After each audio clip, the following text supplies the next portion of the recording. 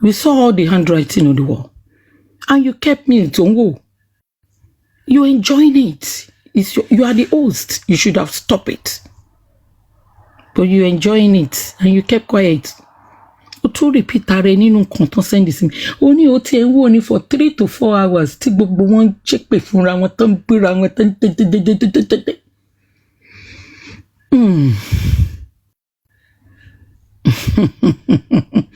Ilé ayé lérí yẹn. Tó bá ní ayé, àwọn èèyàn tá wà nú ẹ̀ ni. Tó bá ní ayé, àwọn èèyàn tá wà nú ẹ̀ ni.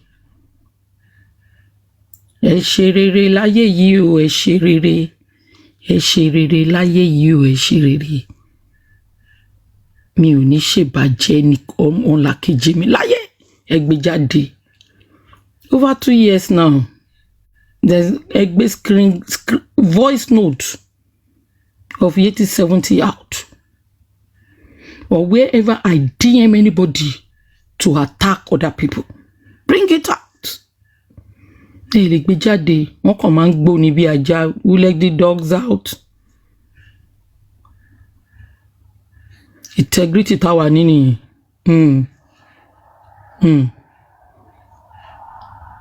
And I've been preaching peace. Gbogbo tó de jẹ́ kí peace dúró, kólúkálùkù fúnra wọn jẹ́dẹ̀. But thank God for our fathers, our daddies, that in this true justice for Mohbad, wọ́n ti sọ̀rọ̀.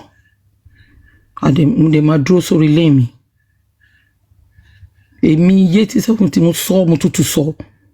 I will not say sorry to anybody because I didn't do anything wrong. Ẹni tí bá ti kíkà bọ̀ lójú, mo kíkà bọ̀ lójú gbé nìyẹn. And I will repeat myself. Everybody settle. Me, I'm not settled with nobody. I'm not settled with nobody. Tọ́lọ́n bá ti fi ọ̀tá ẹ̀ hàn máa wò lókèrè ni. Rich Grace, she's evil. Sherry, again, to repeat. Rich Grace, she's evil. I'm not gang fighting.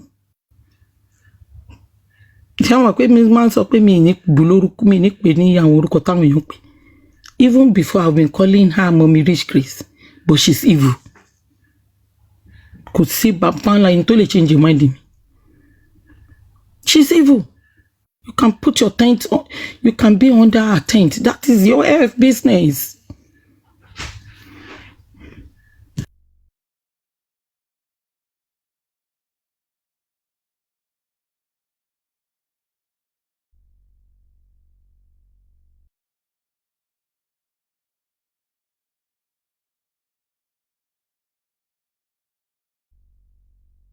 Tete Kush. Tete Kush. I read to see me now.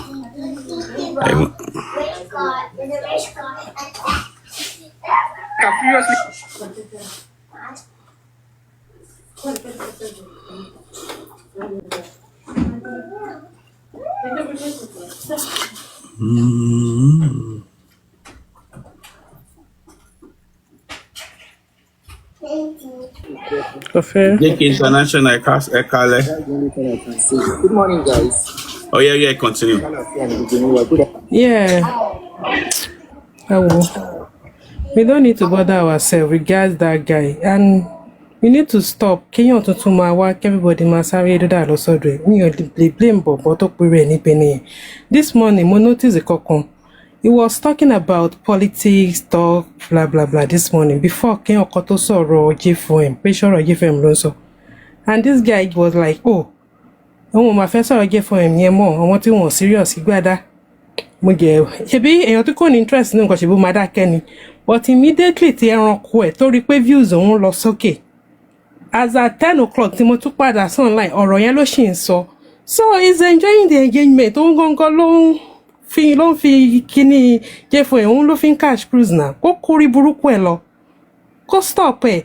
The moment tí idiot yẹn gbé picture yẹn jáde lọ́jọ́ mo ti expect ẹ̀ kó kó bá wípé kí la gbé kí lo jù but ọkùnrin ò ṣe òun náà wá ń sọ̀rọ̀ lórí that picture what is in that picture tó wáyé pé ìkàlà èèyàn burúkú gan lòun fún rẹ̀ awítá máa ní ifá tó sì máa ṣòun fún rẹ̀ léṣe 10 o'clock ó sì wà ń bẹ̀ ọ̀rọ̀ ajé fún ẹ̀ ló ń fún ní views kí ló dé ìwọ nǹkan tó ń sọ pé àwọn èèyàn ṣe wọ́n gángan ló ń ṣènà kò sórúkọ tí kò pẹ́ everybody tán so ẹ bá rí new person gan ṣọ́ọ̀bù wọn lọ fẹ́ fún ìwà injustice kò ṣe pé káwọn èèyàn máa dà lọ sọ́dọ̀ wọn àwọn ló ń fún irú wọn yẹn ní kọ́ máa rò pé òun wà important now kẹ́lẹ́ ní kálukú máa ṣe ń pọn ẹ lọ ó ṣàní bá ṣe ń ṣe kí àwọn wèrè kan tó dé táwọn kan wá dé táwọn fẹ́ wọn máa fọwọ́ lálẹ́ á máa sọ pé ta ni kinní kan kinní ló ń ṣe skit ló ń ṣe kí lóun ṣe yẹn òun ò ṣe ọ̀rọ̀ politics ẹ̀ tó ń sọ èèyàn 14 ló wà ń bẹ̀ tó ń wò mo ní láti dúró síbẹ̀ kí n wo nǹkan mo jẹ́ wípé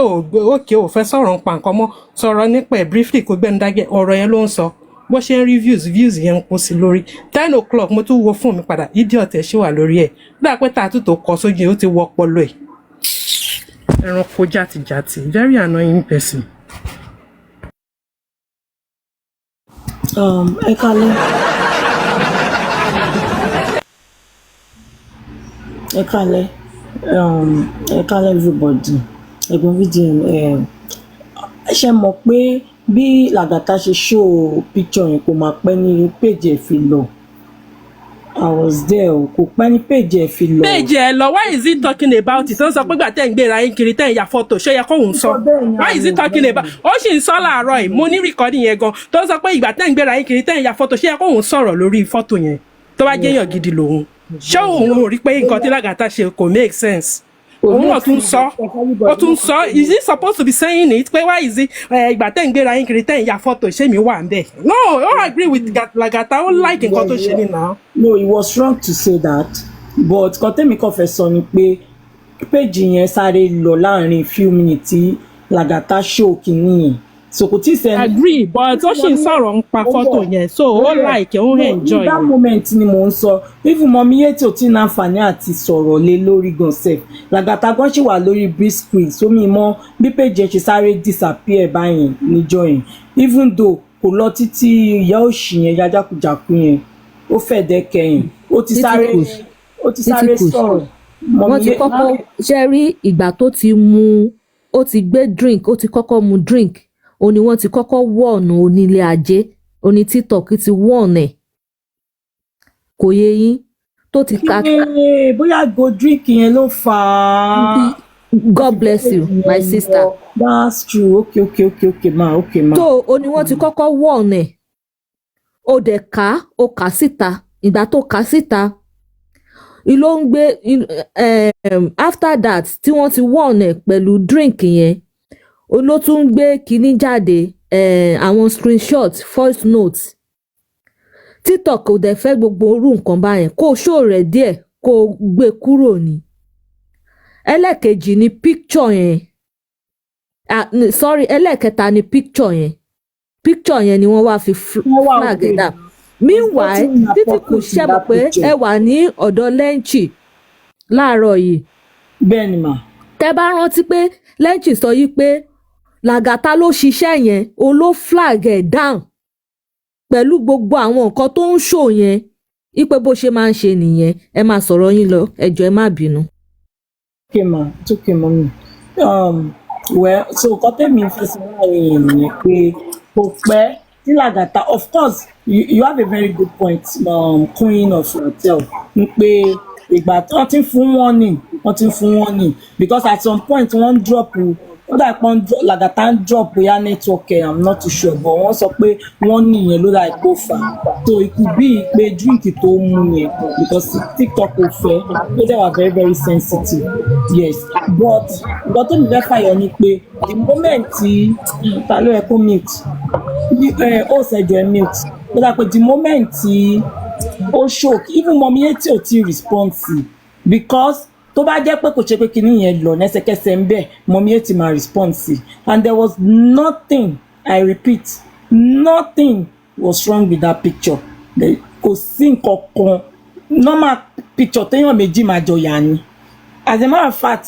ìgbà tó ń sọ pé òun ní evidence tó ló sọ ní platform Abudalati, so I was expecting bóyá ó ní video evidence tó dẹ̀ máa show ẹ̀yìn ibi tó ti ń tẹ̀ díẹ̀ ṣe understand, kò ń ṣe pé o kàn máa fi normal thing èèyàn invite lọ sí party ẹ máa ya fọ́tò náà ṣé ènìyàn fọ́tò ni àánú ọ̀ tún káwọ́ sí ní ọrùn tọkàn ọ̀rọ̀ àfẹ̀gbẹ́ ti ẹ̀gbẹ́ ara wọn ní sókè wà ní kò sí tuntun nínú yẹn náà, but inú mi dùn gan pé ó show he was forced to show it just because pé wọ́n play voice note yẹn ó wá fẹ́ fi yẹn ó fẹ́ fi justify ara rẹ̀ ṣó ti yé yín ní pé ẹni yìí ó ní personal vendetta pẹ̀lú òun, gbọ̀ngbà tó máa fi show picture yẹn inú mi dùn because ó ti ń gbé picture ó ti ń gbé evidence wèrè ẹ̀yìn ó ti ń gbé kiri pa òun evidence ọlọ́run tó máa mú ló jẹ́ ó show ẹ̀ ní kò lọ títí olóṣì wa sọ pé àṣírí tú pé èèyàn méjì ya picture mi ìgbọ́rí láyé mi èèyàn adult méjì ya picture ọdún tẹ́ gbé ara rẹ̀ wá láṣírí tú mu yẹn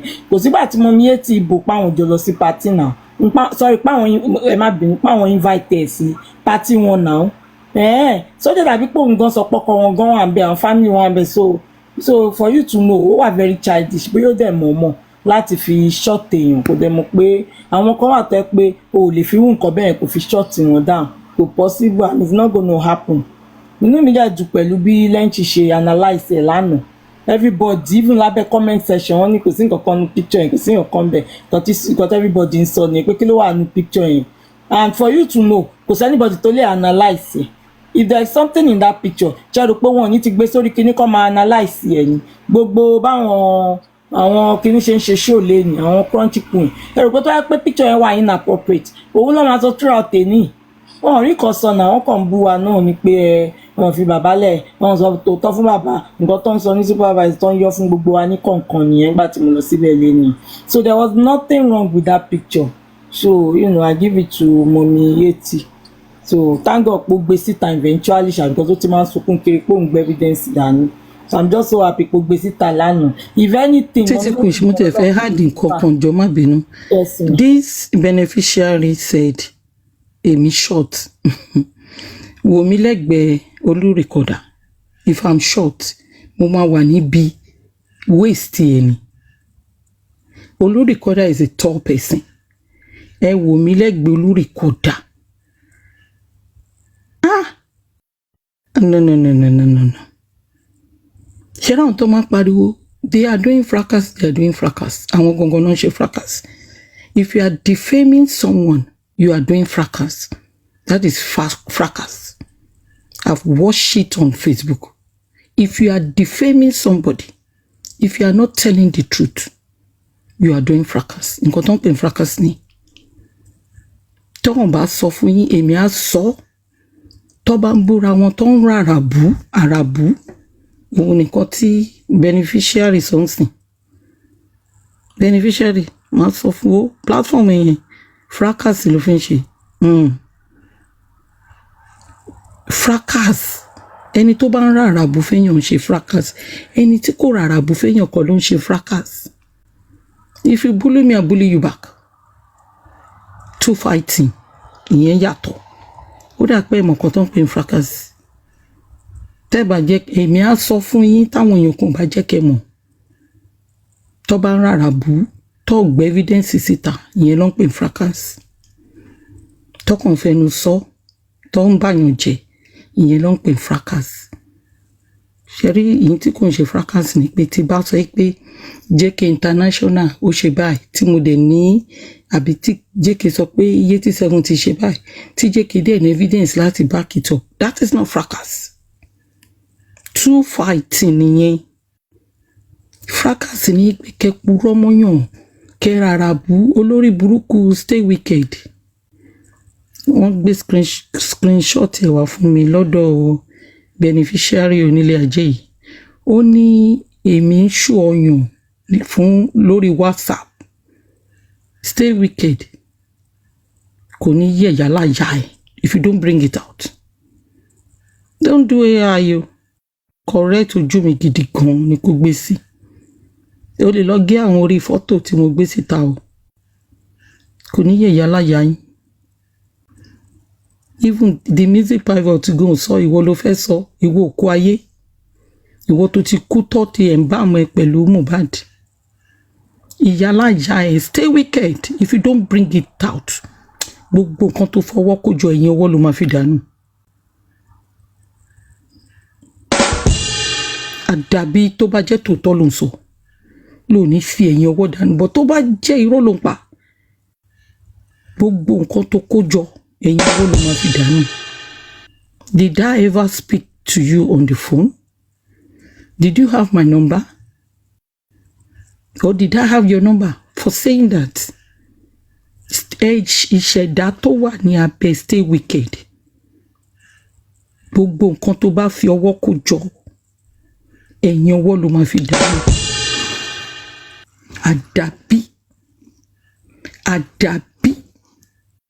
Àdàbí tó bá jẹ́ òótọ́ ló ń sọ. Screenshot ẹ wà lọ́wọ́ mi. Àdàbí tó bá jẹ́ òótọ́ ló ń sọ. Ẹlòmíì á fi orí kó ègún lọ sílé. Ẹ̀yìn báwo? Mo ní mo gbé skin wá sí Jossy for mobile. You think I dey lie? Nobody can drive me away. Àfi tó bá sùn mi. Nobody. Yálà já anybody yẹn ò lè drive me away. Mo mọ̀ pé wọ́n yín iṣẹ́ sí mi. Wọ́n ẹ̀ ń wá bá mi back to back. Mo dúró gidigba. Nobody. Even bàbá Mohbad gan ẹni tọ́pọ̀ mọ́ ẹ̀ àfi tí bá rí pé mo fẹ́ lọ bùkù. Èmi ò ṣe hypocrite coward like you guys. Èmi ò dẹ̀ ń sọ pé èèyàn mi lélẹ́yìí mo tẹ̀lé nítorí pé kíni no I have my own mind. Mo dẹ̀ ní brain tèmi. I don't do follow. If I make up my mind, mo make ẹnìyẹn kò sí ẹni tó lè change ẹ̀. Ìyẹn olófò jàtìjàtì. Ẹ rò pé mi wà ní àwọn ìdọ̀tí àná àwọn sìmẹ́lò tí gbogbo yín lọ ń ya picture as a group. Gbogbo ẹ̀ la rí. Tí olùrìkọ́dà tó ti kó yín sábẹ́ èmi kò ní yẹ̀yà alájà gbogbo yín. Ẹ̀yin ọmọ ìnúmẹ̀ lẹ́yìn yìí ẹ̀yin sí èmi àwọn bàbá yín. Ẹ jọ̀ọ́ tíyàn bá invite yín sí party ẹ wo aṣọ táyé olùrìkọ́dà wọ̀ àbí torí pé mi sọ̀rọ̀ ṣé nítorí mi sọ̀rọ̀. A big party hall party ni o big party. Even when we enter tó wá bá mi ó ní àwọn ẹrú mi gan wà bí when I don't care ṣe bójú mi mo gbé ta when I don't care kí ló kàn mí pẹ̀lú àwọn slave mi ò ti ráwọn slave mi kan no knowing that is with them when I don't care ẹbí mo dá lóhùn when I don't care. There's a lady that I knew when I entered this country, 90s. Cousin ọkọ junior mi ni tó ṣe birthday. We met there. Mo mọ̀ pé máa rí gbogbo wọn náà. Because we are together. Ẹ jẹ́ n sọ fún yín, kẹ́ tún lè lọ béèrè mi dáadáa. Ibi tí mo ti kọ́kọ́ gbé láyé mi ní Bákínàdàgbà. Kẹ́rí wọn pé mo dára mi lójú pàǹtẹ̀. She's one of the people that carry the banner. The second protest tó ṣe níwájú Nigeria House. Kò ní jẹ́ olùrìkọ́dà. Lọ bèrè mi lọ́wọ́ ẹ̀. Bí a mo gbẹ́wà wá lé wọn rí kan bá mo gàrí sí o, a sọ fún ẹ o. Mo mọ̀ pé lájẹ́ kò lè bèmí jẹ́ fún ẹ. Torí mi kọjá àyè ara mi. Torí pé mo tún fún ẹ ní expo. Torí mo dára mi lójú ni. Ìwọ ló ó máa ṣọ́ tó wọ̀ wá sí pàtì ni. Torí mi when we call a party, you dress English. Kò ń ṣe gèlè party o. Wá ẹ wo ẹ jọ̀ọ́ nítorí Ọlọ́run. Cherry, even that picture ó tún ṣe justice dáadáa fún. I'm telling you, mi fẹ́ sọ̀rọ̀ jù because èmi ò fojú wo èèyàn mọ́lẹ̀, mi fi ojú wo èèyàn mọ́lẹ̀.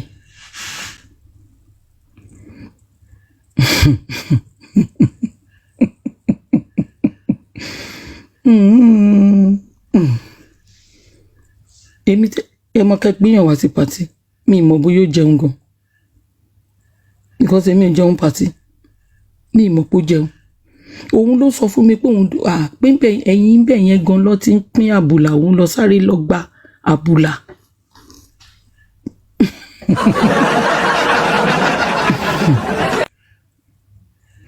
Àwa ń jó lórí stage pẹ̀lú àwọn mate mi, àwọn junior mi, ṣẹ̀mọ̀, like school, ṣẹ̀mọ̀, everybody. And the last dance, Candy. Ó rí mi bẹ́ẹ̀ mi ṣe ń jó, kò fi mọ̀ pé mo ṣe wà ń gbòòrò. And she can't understand that Candy dance. Ó dẹ̀ dúró ń wò. You did not join us. We a lot of group of people on the stage. Mo dẹ̀ ní ọkọ junior mi o, ẹ fún mi ní ọtí o, kí n gbé fún ẹni tí mo invite wá o. Me, I no dey drink. Ẹ jọ̀ọ́, ẹ gbàgbé. Ẹ gbàgbé. A big girl ni party, big girl party gbòòrò ni party ọmọ. Yes, yes, that my junior is a well-known person ni ntutu so, and she's very respectful girl, lady. Wo báwo o ra wọn tó ń kí ẹ lọ bí junior mi yẹn.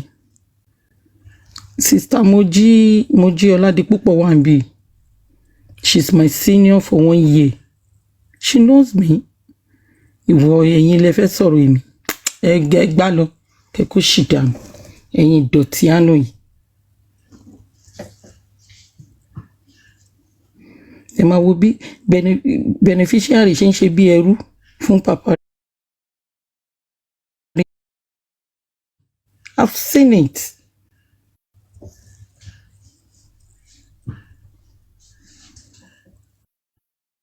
Ẹ wo jẹ́ wọn bí ṣe jẹun nonsense.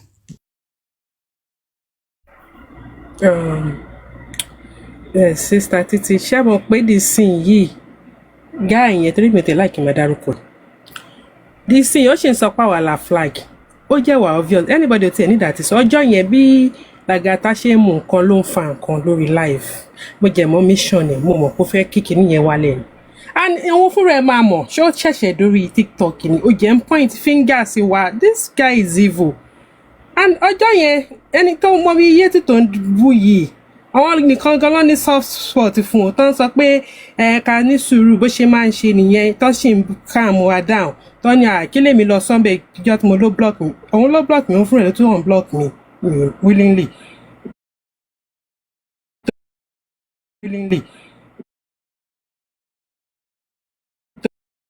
Mo ní rọ̀, àwọn lọ́tún bá àtọ́níkà fílẹ̀ bó ṣe máa ń ṣe nìyẹn, tó ṣe àwọn lọ́sìn ń calm wa down, àwọn yẹn ló wá rí mú pé ó fẹ́ gèjè, as in I don't know.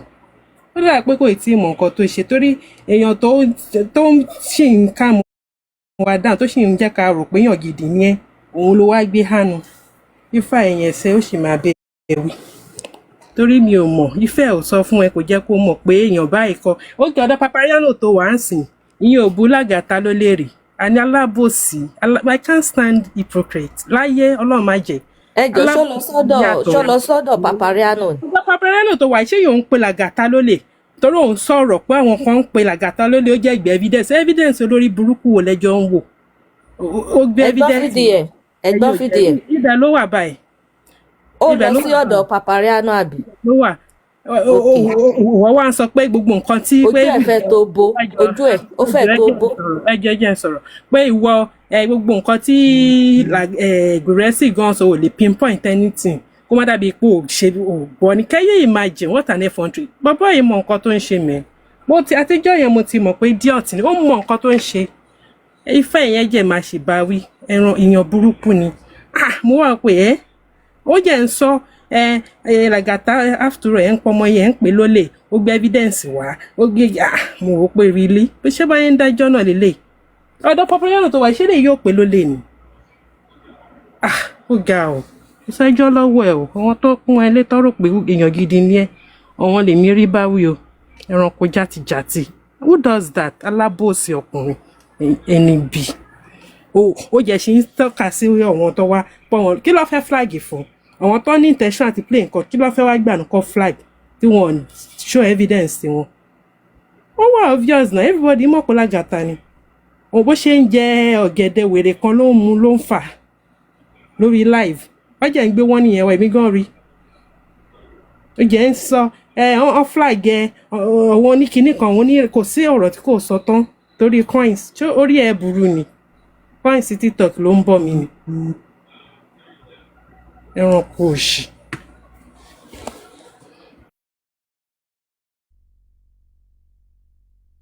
Kálẹ̀ gbogbo lé o ẹ kálẹ̀ o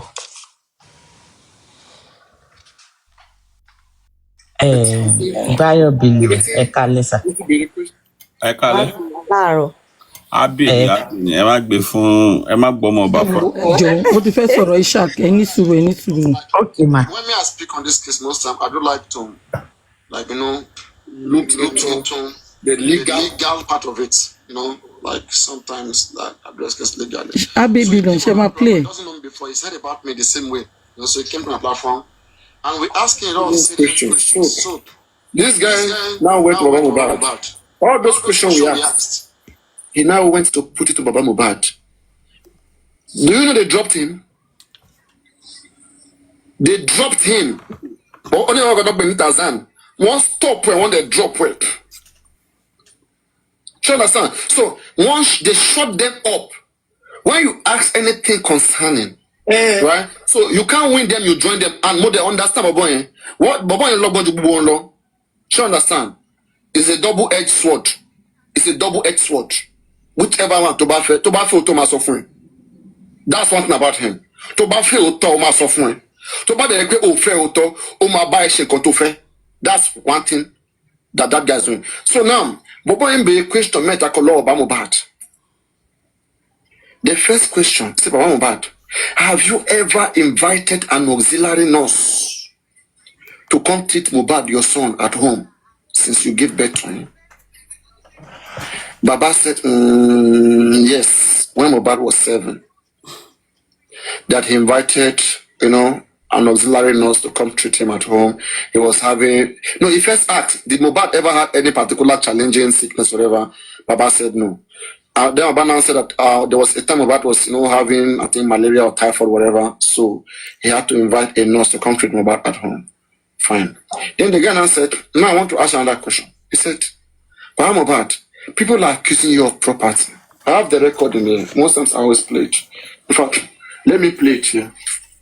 Because when you are dealing with these people, you have to play it. They come back, and even when they hear their voice, they still deny it again. In your body, I never see them. I wanted to play a book just a coin. Please remember me, okay?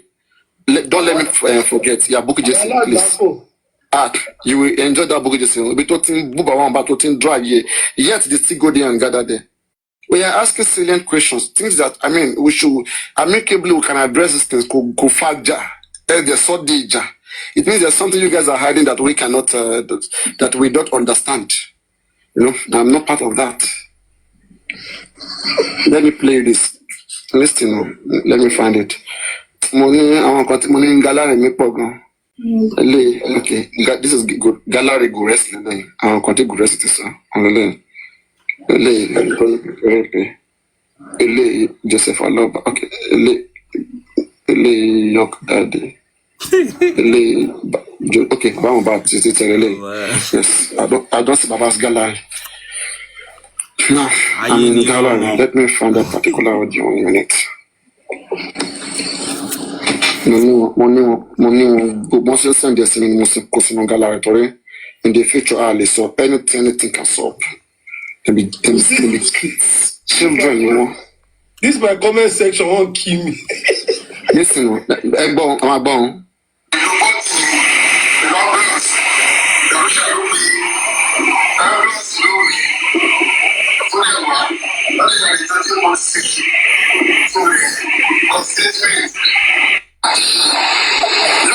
Oh, Ishak Lele, yo. But this is him, okay? Yes. Last one, sir. Mohbad ṣe aláìsí ẹjọ́ ṣé ẹ pé lọ́ọ̀yà ẹ̀rí ẹ wá béèrè wípé gbogbo properties ẹ̀ àbí ẹ pé anybody nínú wọn wípé kán jọ mọ́tò ẹ̀ àti gbogbo nǹkan ẹ̀ àbí ẹ pé meeting pé kán máa bọ̀ lọ́dọ̀ yín pé ẹ fẹ́ ṣe meeting lórí property lẹ́yìn ìgbà tó kú.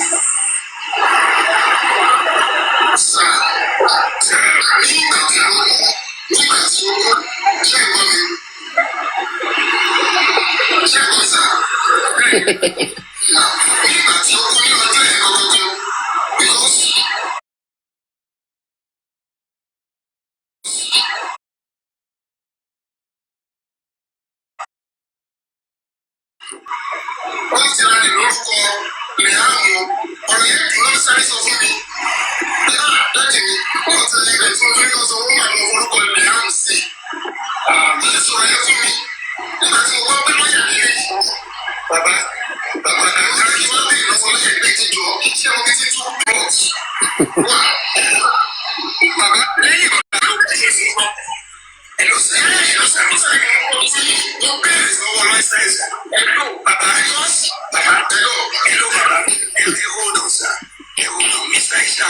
Thank you very much for those who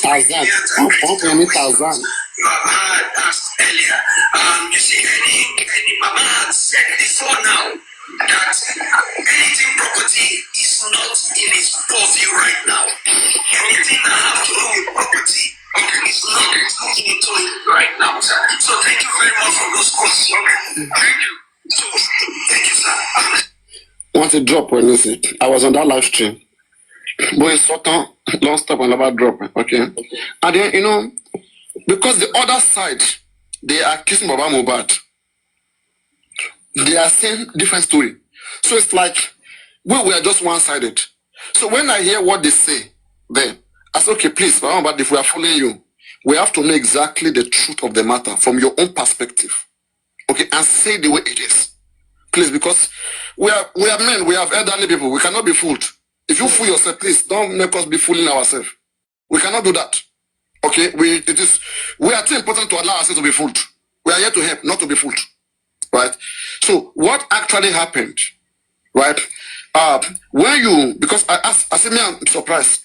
Because I thought you go to Mohbad house, right? You went upstairs, you saw a lot of blood, as you claim.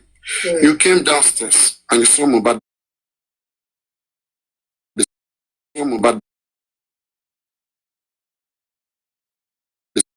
Was the reason why you were challenging the lawyer, asking for 2 plots of land. Right in that place. See Mohbad by the side of the staircase, and you never told anybody this. When you narrate your story, you say it in a sweet way. Is there anything you are hiding that we don't know? Don't do this. If we're 100% behind you, you have to be clean. Otherwise, we'll be foolish in the eyes of others. Because Wumi will come out and say, Timomani is look at those statements. Sometimes it got people worried. They want to know what is actually what. Now, when Dayo went to Bukky Jesus' platform, Dayo, Baba Mohbad brother, Baba has always been saying that from Ikorodu, they called me, they never told me anything that Mohbad has died. But Dayo on Bukky Jesus, he said that Timman Pare below Joseph Aloba. She be one of them being conscious and Koto Dele, she be blessing, she be alive. Mohbad she be blessing Shalaif. But we thought blessing did not. We thought nobody called you that.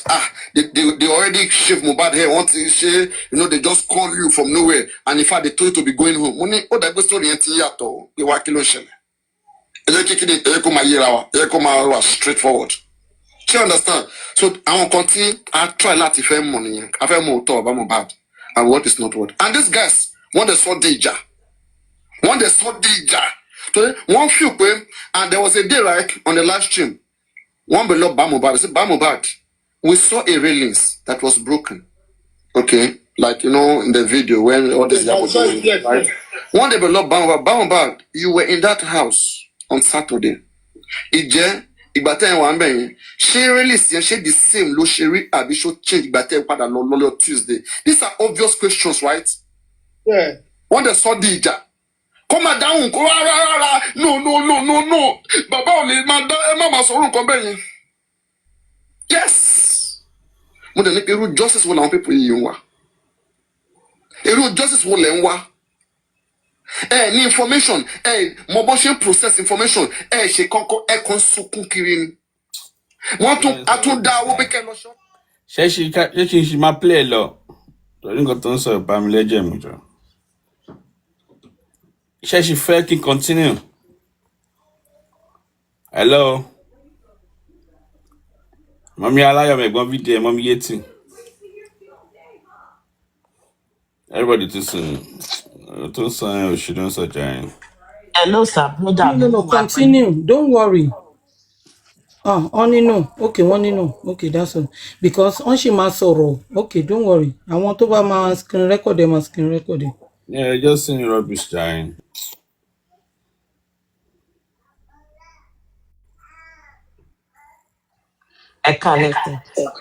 Ekalema, yeah, continue. All right, thank you so very much, sir. Mommy, it's Ekalema, yeah. Ẹ̀gbọ́n very dark man, Ekalema. Ẹ má bínú, ẹ máa gbọ́ sound díẹ̀díẹ̀ ẹ jọ̀ọ́ mo ń ṣe nǹkan ni. Yeah, ẹ̀gbọ́n very dark man àti Títí Kush, my sister. Ẹjọ́ ẹ̀ ń sọ̀rọ̀ nípa wípé wọ́n mú bọ̀bọ̀ yẹn wálẹ̀.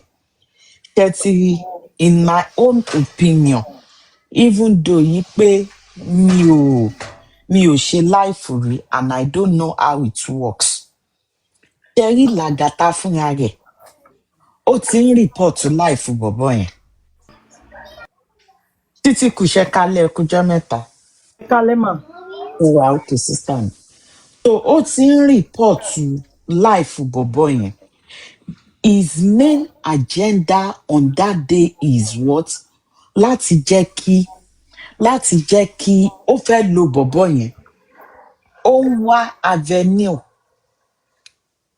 wá avenue tó fi fẹ́ nail bàbá Mohbad because ó rí i pé Ìyábọ̀ Òjó àti Wùnmí tóun ń ṣiṣẹ́ fún bó tiẹ̀ wulẹ̀ jẹ́ pé lórí ibú nìyẹn náà àmọ́ ìyẹn onílé ajé tó pe rẹ̀ ní beneficiary mi mọ nǹkan tó ń benefit lára wèrè bó tiẹ̀ wulẹ̀ jẹ́ pé I don't know his agenda but ó dẹ̀ rí i pé okay bọ̀bọ̀ yìí ó yìí ti àwọn ọ̀gá òun ní a máa lò rí ó wá fẹ́ wo avenue tó lè lò ó fẹ́ gba bọ̀bọ̀ yẹn lẹ́yìn òótọ́ tààrùbó ń sọ nígbà yẹn ó fẹ́ gba bọ̀bọ̀ yẹn tó kí wá ni mo fẹ́ sọ ni pé ọ̀dọ̀ bọ̀bọ̀ yẹn ló wá lò láti lè ṣe kíní ẹ̀ pé ìwọ gbogbo ọ̀rọ̀ tó ń sọ yẹn by the time tóun bá máa sọ nǹkan báyìí ìwọ gan ò ní lè support wọn mọ́ that is what he actually in my own opinion that is what he actually did but ibi tí bọ̀bọ̀ yẹn wá according to me gbọ́ gbogbo nǹkan tó sọ lẹ́nu as a matter of fact gan mi ṣe mọ̀ pé wá síta but according to ìwọ̀n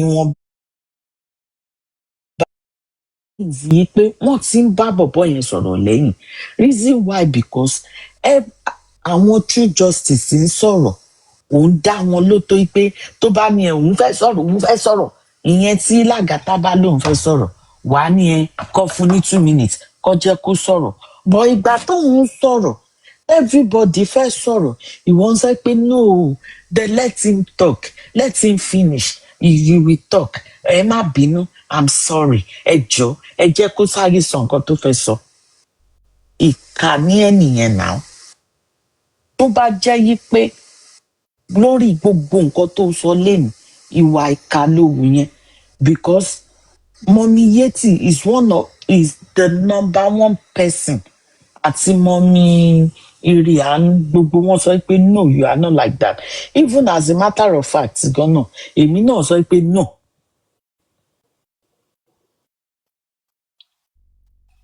Èmi náà sọ pé no ipe láíláí kò wọn lè ra nǹkan báyẹn and every other person náà wọ́n sọ pé no he is not like that.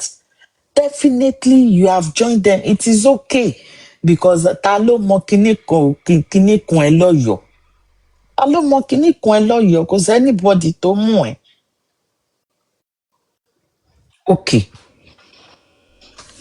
Mommy Yeti wá play voice note ó sọ pé ṣèbí public ló ti wá sọ̀rọ̀ yẹn kò kí ìyẹn ń ṣe kinní but òun bú òun ìgbà tó ń parọ́ mọ́ bàbá Mohbad even though ipa gbọ́ voice note irọ́ ni bọ̀bọ́ yìí ń pa òun sọ pé yes come again show us wèrè ọwọ́ ara ẹ̀ ò rí yí pé nǹkan tó ń show ó wà blurring it's not readable ó wà so blurring that is that about that láti má bínú wọn ìwọ ló ní signature ẹ that is that about that olórí búkúkú ni ìwọ náà okay ṣé wá rí Lagata ó ti I think you all can hear me ṣé wá rí Lagata nǹkan tó fẹ́ ṣe ni pé kóun da gbogbo tọwọ́ òun yẹn sílẹ̀ kóun dẹ̀ ṣe kíni kóun flag show yẹn down ó ti ń flag show yẹn down tipẹ́tipẹ́ but TikTok máa wí pé nǹkan tó ń ṣe níbẹ̀ yẹn kò wà láǹtí káwọn flag ẹ má bínú I don't know anything about flagging or I don't know anything about it but iṣẹ́ ọwọ́ Lagata ó ti ń flag kíní yẹn àtìgbà tó ti yí pé àwọn tiwa a ti ń bọ́ta wá nílì òun yí pé Lagata onírọ̀ nìyẹn ìgbà tó wá rí pé flagging yẹn wọn bring bọ̀bọ̀ yẹn down ó wá ń ṣe àwọn activities tó lè bring show yẹn down plus their flagging kò dẹ̀ ń ṣòun nìkan ló ń flag òun àtàwọn ẹmẹ̀wá ẹ̀ àwọn criminal ẹgbẹ́ ni wọ́n jọ ń flag show yẹn down ó wá mú ọ̀gẹ̀dẹ̀ ó wá ń jẹ ó ń seduce ọ̀gẹ̀dẹ̀ tó ń jẹ yẹn the way he's eating he is seducing gbogbo kinní yẹn báyìí ní TikTok wá wò tí wọ́n fi flag yẹ Lagata whatever his name is he knows the rules and regulation he knows the cons and crons àbí báwo ló ṣe ń pè he knows the do's and don'ts of TikTok so do's and don'ts yẹn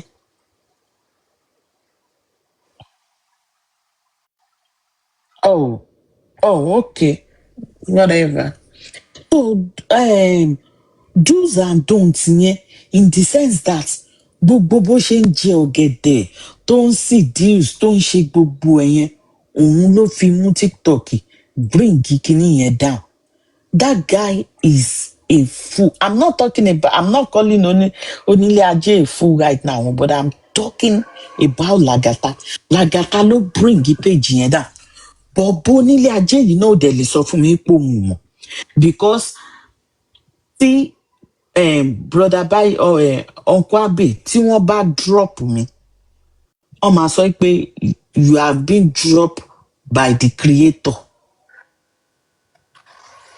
tí àwọn kí lorúkọ wọn àwọn tí wọ́n bá uncle Abe monitor monitor comment section, bring àwọn èèyàn up, moderator. Wọ́n máa sọ pé the moderator dropped you. As a matter of fact, orúkọ moderator yẹn ó máa sọ fún yín because I experienced it once.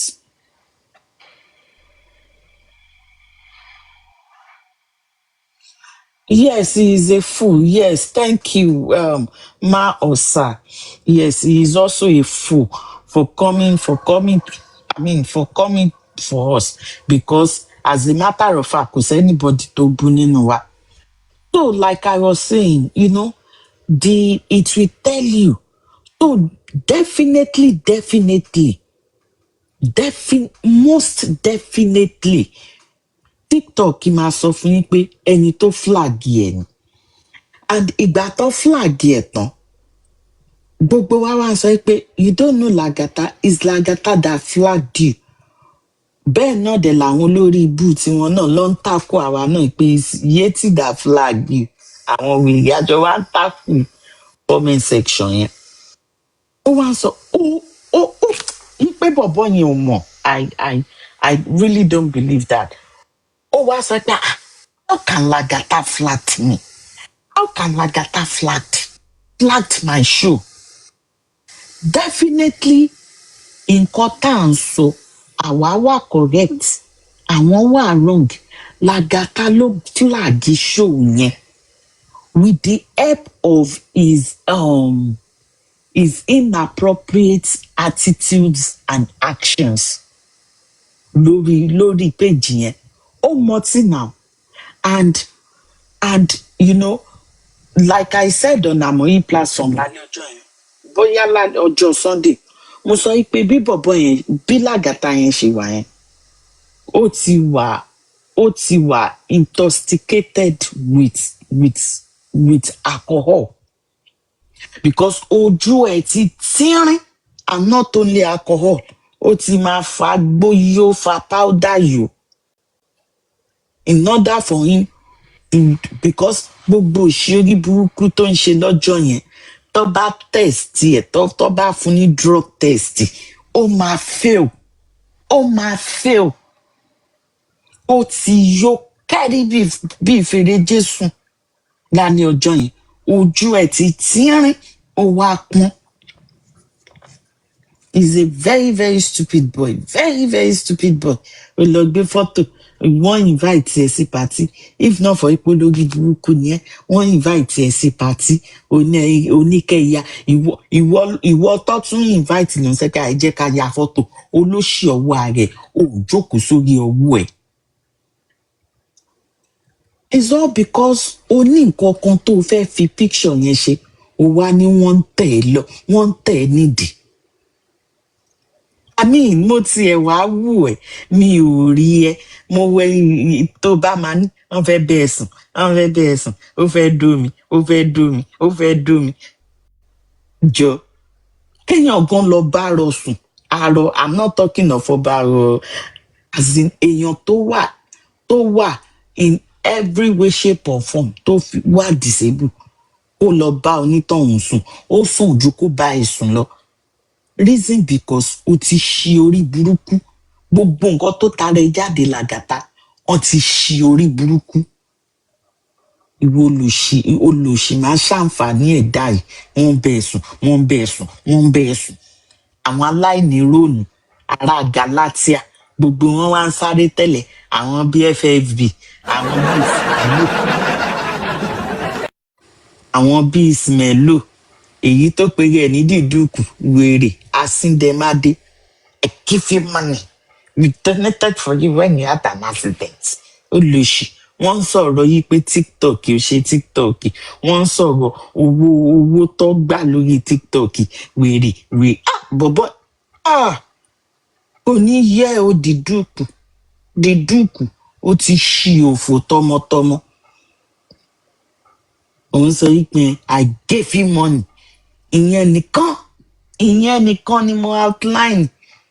Téyìí tó fi gbogbo tàtú báyé ara ẹ̀ jẹ́, tó jẹ́ pé ń gbò bá kú tán, Ọlọ́run àti máa fi gbogbo àwọn tàtú wèrè tó yà sára yẹn, á dẹ̀ máa jáde lára ẹ̀ life. ìyẹn nìkan ni mo rí tí tó sọ̀rọ̀ tó sọ dáadáa. Ìyẹn nìkan ló sọ yìí pé did you have a personal vendetta with this man? Why are you coming for him? Àti pé à ń sọ̀rọ̀ yìí pé wọ́n gba owó lórí TikTok, wọ́n náà parọ́ mọ́ Lagata. Ìyẹn là ń sọ. Kí ni ọ̀rọ̀ tó wá sọ? Because ọpọlọ dídùkú ó ti forí janlẹ̀. Tó bá ń sọ̀rọ̀ sí direction west, òun á máa sọ̀rọ̀ sí direction north or south. Very, very, very incomplete man. Àwọn olóṣì orí ẹ ti burú onílé ajé. Olóyè 40,000 ló ń tóògùn. Tó bá rà Wùnmí má yá wèrè dé kinní kan. Wùnmí náà kọ́ ló ti padà lọ báyìí. Orí ẹ burú bí ajá, bí eégún tó ń lé wèrè ọ̀dẹ̀. Ta ló kó gbogbo òṣì ẹ jẹ? Fàdé èho lecturer tí kò mẹni tó dúró tí kò mọ ẹni tó drop òun, tí kò mọ ẹni tó flag show òun.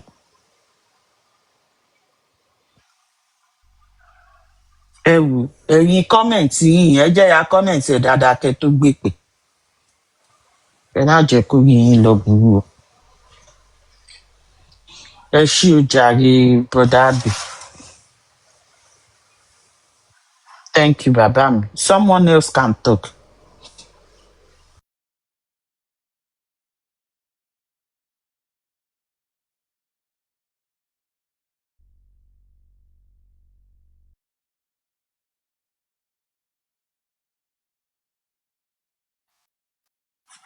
Ẹ̀gbọ́n very dark man, Mọ̀mí Yétì, Títí Kush, Abébí lọ ẹ sọ̀rọ̀. Kò sí nǹkan tá a fẹ́ sọ lórí ọmọ bọ̀bọ̀ yẹn mọ́. ẹ jẹ́ ká fọ̀rọ̀ bọ̀bọ̀ yẹn lọ́jà.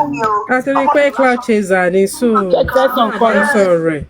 A máa bí ọ̀nù kí bọ̀dá bèè máa play nǹkan. Ẹ fi lẹ́jàre, á wà òkè. Ṣé play kìíní kékeré yìí? Ẹ̀jọ̀ mo record ẹ̀ lọ́wọ́ kí bọ̀dá bèè fi ṣe tán. You gave it to Wumi. Wumi went to go and give it to Mohbad's mom. She went to Lagos Island to go and charter Okirika clothes. Carry like 2 or 3 bags. Came back and said, that time I went to the office. When I came back in the evening, she said, Domi, ọmọ mi ti wá aṣọ fún mi. Inú mi dùn. Kìnìkan. Ṣẹ́rí, Okirika ló fi gbé mọ́ra. Ẹgẹ́ ti kan tó ṣẹlẹ̀ bẹ́ẹ̀. Ọ̀nà rẹ̀ ò yá. Ọ̀nà rẹ̀ ọmọ ò yá. Orí ìdùbúlẹ̀ àìsàn ló sì sọ pé ọmọ ò raṣọ fún ẹ̀. Wọ́n wá lọ ra Okirika fún ẹ wá gbélé ẹ lọ́wọ́. Ó wá nínú ẹ ti dùn. Ṣó tọ́jú ọmọ ló ṣe fẹ́ jẹ wọn ọmọ ní ìyá Mohbad. Ọmọ yẹn tún wá kú tán. Ta ló jẹ́ kó wà nípò bàbá ipò òun fẹ́ jà fọmọ yìí. Ọmọ yẹn tún wá kú tán. Ó sọ Àṣànà mi tí ì dá ẹ o. Ìwọ ló dà mí o. Àṣànà ó lè di lọ́la kí n dá ẹ o. Ṣùgbọ́n lọ́wọ́lọ́wọ́ báyìí mi tí ì dá ẹ. Gbogbo ẹ̀yin tẹ́ ń wò mí lénìí ẹ ní kàgbá kó ìyá olórí burúkú bí ìyá Mohbad. Ẹ wo gbogbo ọ̀rọ̀ tọ́mọ yìí ti ń sọ látàárọ̀ kò sọ bí kankan tí ìyá ẹ̀ ti yọjú. Bàbá yìí sọ́fà pẹ̀lú ọmọ yìí tó fi kú ni. Bàbá yìí náà dẹ̀ lẹ́ tánù. Ìyá yìí lẹ fẹ́ lọ ra freezer 3 fún. Ìyá yìí lẹ gba ṣọ́ọ̀bù fún. Ìyá yìí ló gbalé fún.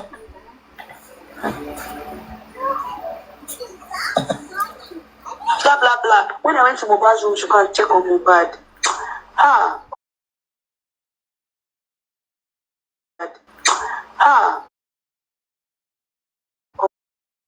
I'm not feeling fine. My head is hurting me. I need to treat my head. I need to go to the hospital. He kept repeating, I need to go to the hospital. Ṣẹ́gbọ́, Àṣànà dẹ̀ jẹ́ kó yé wa pé Mohbad ò like hospital.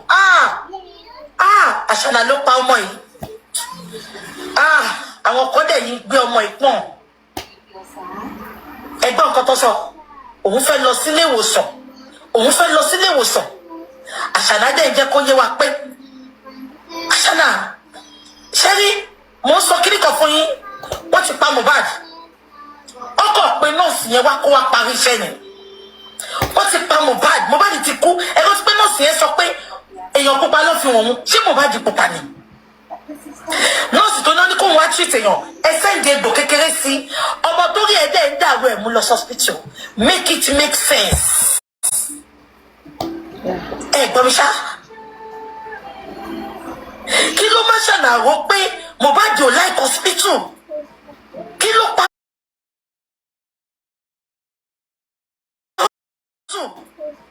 kí ló pa.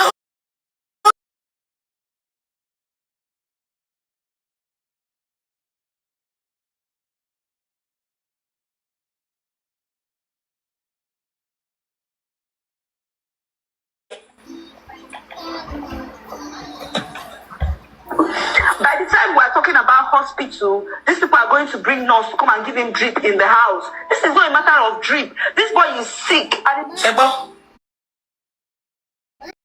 Sick. Ó ná lọ mú nọ́ọ̀sì wá kó wa máa fún ní drip. Tí Àṣànà fẹ́ tí ara ẹ̀ gbọ́, tí Naira Marley pé UK pé wọ́n sọ pé no, ó ní the treatment. Wọ́n lọ pé nọ́ọ̀sì wá kó máa fún ní drip. The same nurse náà lọ pé. So ọmọ lọ pé nọ́ọ̀sì yẹn kó wá fún drip yẹn because wọ́n ti plan gbogbo ẹ̀. Wọ́n ní ṣe wọ́n ti pọ́n sọ́ lóòótọ́. Wọ́n ní Mohbad drip ló ilé ló ti máa ń gba drip. Ṣé gbogbo yín rántí? Oh my God! Wọ́n ti plan ikú ọmọ ìsílẹ̀. So ìwọ tó ti sọ fún pé nǹkan báyìí ló ń ṣe lórí o Naira Marley fẹ́ mú lọ hospital. Ó wá ní kó máa fa drip sí lára. So ọmọ sọ pé kó wá fa drip yẹn sí lára ìtorí ìjọ tó bá kú wọ́n lè sọ pé ìjọba yìí náà àwọn ò gbé lọ hospital drip náà fà sí lára kò like hospital. Ó dẹ̀ make sure pé òun sọ lóòótọ́ ṣe rántí ó ní kò like hospital. And he's lamenting that he wants to go to the hospital. And people are bringing nurse up and down every time. God's so good. I still had little money with him. When they don't see, say, these people, be like, say, these people don't want to answer us. We don't disturb them like, say, now we get picking. After Mohbad, she make we go, make we dey go hospital. He say, yes, let's go. My see enter moto. I enter moto. We carry him. We said followed us that day. But the first, okay, they said we should come back after that. It was, I think they said the test. We have to do the test early in the morning. That we can't do the test in the night. That we have to do the test early in the morning, in the evening, in the afternoon. So we can't do the test in the morning, in the afternoon. We have to come early in the morning because of maybe doctors and all of that. They are not around, blah, blah, blah. We said, okay, we did the test at Agungi bus stop. There's a hospital at Agungi bus stop by your left hand side when you're entering inside Agungi bus stop. The first bus stop by your left hand side, there's a clinic here that they used to do tests there. We took this boy there to go and do the test. So the first day when we went there, like the second day I had to go to office. I didn't follow them. It was only my Sia Mohbad that went. He was at home then. It was only my Sia Mohbad that went. Then he went to do, that was the picture that he circulated. But during all these things that was happening, they were fighting, different fights from nowhere. And imagine. Ẹ̀yin tẹ́ sọ pé Naira Marley ló pàṣẹ nǹkan sí. Ọmọ ń go through gbogbo eléyìí ó dẹ̀ ń bàjà lójoojúmọ́. Ẹ bá wa pè pé kí ni nísìsiyìí tó fi ń bá ọmọ ìjà. Because Mohbad tèmi ń wò yẹn is not a troublesome boy. Kò ní kó má lọ dókú ẹ. Ìtorí ẹ̀ ló ṣe ń fi ẹ́ kọrin lójoojúmọ́. Ọmọ tó ń gbé sílé. Gbogbo Lẹ́kí ló ti pín transformer fún. Kò disturb ẹ but a máa fi bá tiẹ̀ jẹ́ ni. Ọmọ tó láre òyà ó dẹ̀ ń bàjà back to back. Ó wá pátọ́ olórí burúkú ya Mohbad wá ń ṣe ẹ bá mi wá Naira Marley ya Mohbad ìwọ náà máa bímọ. Ẹ jẹ́ ká máa gbọ́ lọ.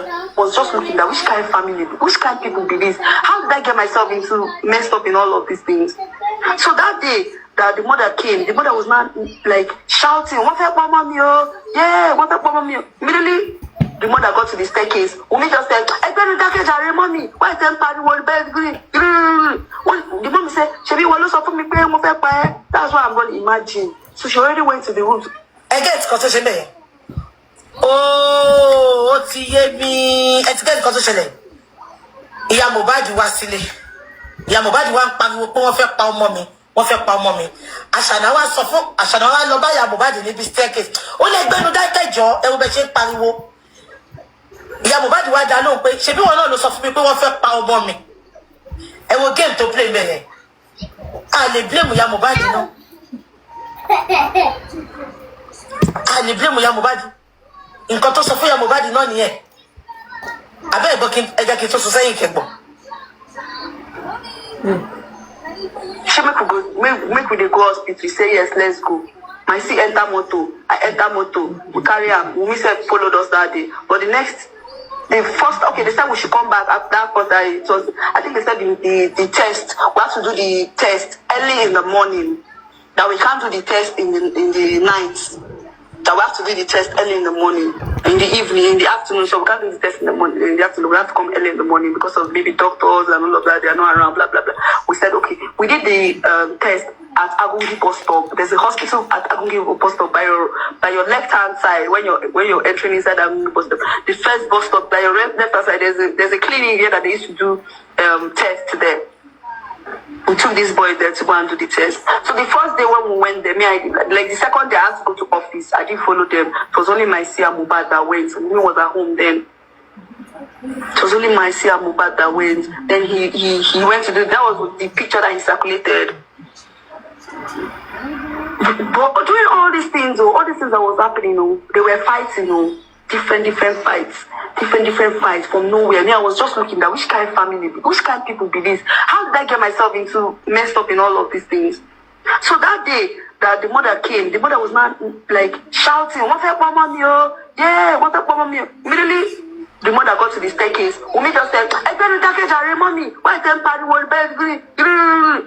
The mommy said, "Shebi, want to suffer me pay?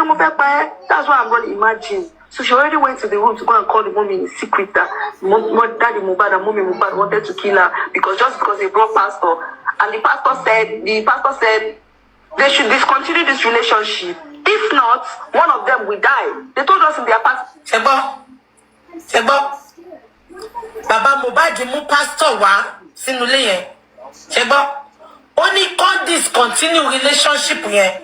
Ó ní tó bá discontinue ẹ̀. Ó ní kó nu wọn máa kú. Ẹ jẹ́ ká fẹ́ tó kù dọ́là. Ẹ jẹ́ ká filẹ̀ bẹ́ẹ̀.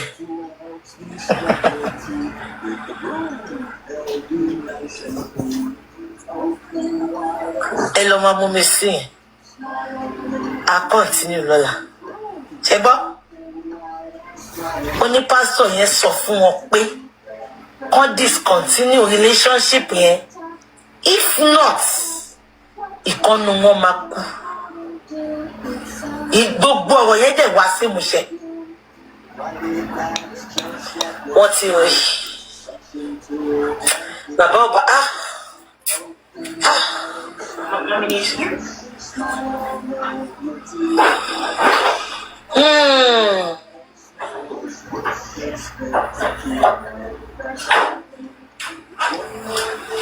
alẹ́ títí tẹ̀ adáná títí ọ̀sán máa rọ yẹn á sinmi á.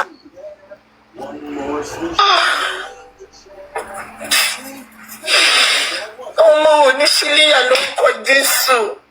Ìyá máa jẹ ọmọ yìí o. Mohbad ò máa gbọ́dọ̀ sùn. Mohbad ò gbọ́dọ̀ sùn.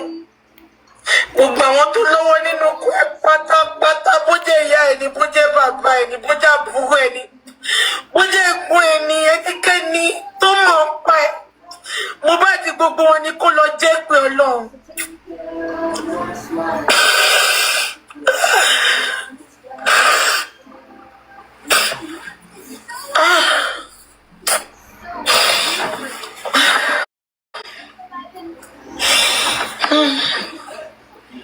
Mọ̀rábẹ̀ ṣe ti dé.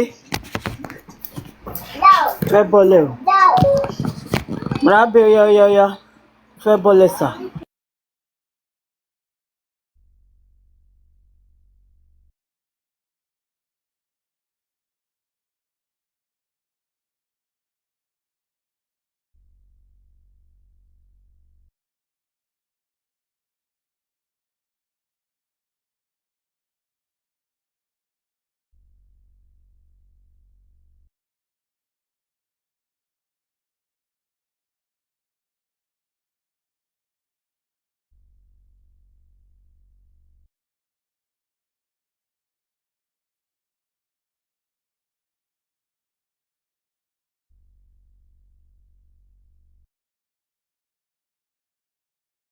máa wo comment yẹn lórí fóònù mi kejì. It work. Baba. They are right. Ọlọ́run àárẹ̀ yín lẹ́kún.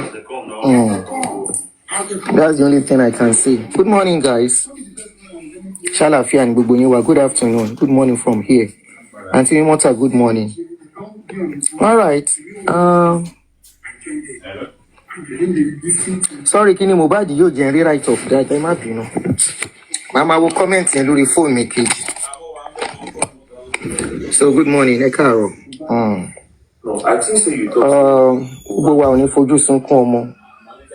No matter how long, the pain of that boy, the pain of the loss of that boy, the father that took care of him, I don't care if they say the father became a celebrity.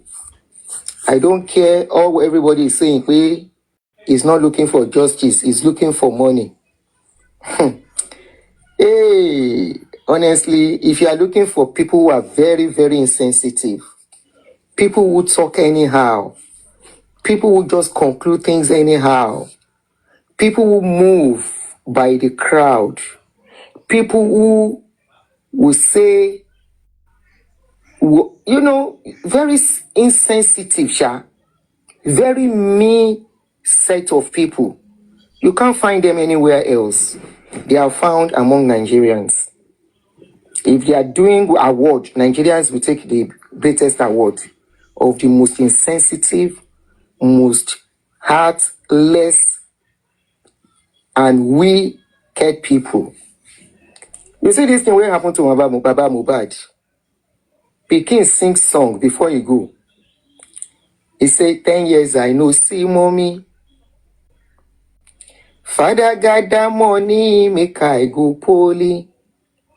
I go poly, but I no go class that day. I am sorry. That song alone says a lot. Very heavy. Unfortunately, most people that are not seeing the wickedness they are doing are women on this case. Mothers. Some be more obìnrin, tí wọ́n bí more ọkùnrin. And because they are women, whether because of one thing or the other, they are single mothers. Men has made them single mothers. Men has done this to them. Men has done that to them. They decided to pitch their tents without feelings for humanity. Now, the Corona inquest. I welcome every one of you as you join me this morning. There's no need beating around about the bush too much. The Corona inquest have been concluded yesterday, like we all know. And the only person they want to hold liable for what has happened is the nurse. Now, VDM has been doing interview for some people. The interview, nothing is new about it, as far as I'm concerned. It's all the things we have had before. Who is that? Carol coming. Oh yeah, Wally. Wally. How are you? Good morning. Daolodi. Okay. All right, son. Really. So, there is nothing new about the interview. It is what we all have had before. Number one, Nigerian police are the main issue on this case. Not the people who were around when this boy died anymore.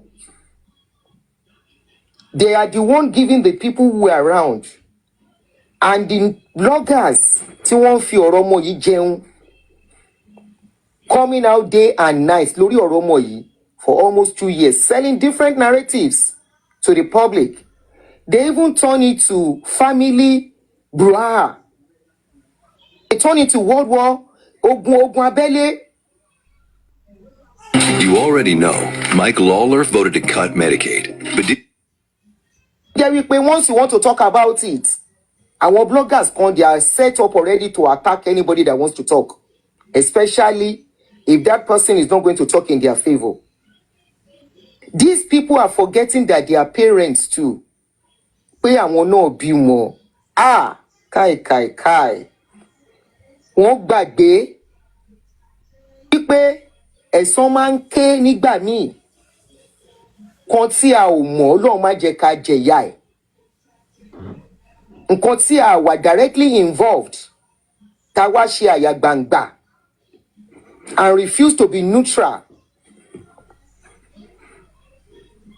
I always say gbogbo ẹni tó bá bímọ ọkùnrin tó bá ti wá rí ọ̀rọ̀ pọ̀rọ̀ ṣẹlẹ̀, I will now say women supporting women. Remember you have a son too. Remember your son will marry too. Remember that what we sow, we may not be the one to reap it. It may be our children. Mo gbàdúrà kan lánàá. Mo ní for every one of us, gbogbo nǹkan tá bá gbìn kàkà. Everything we sow in this life.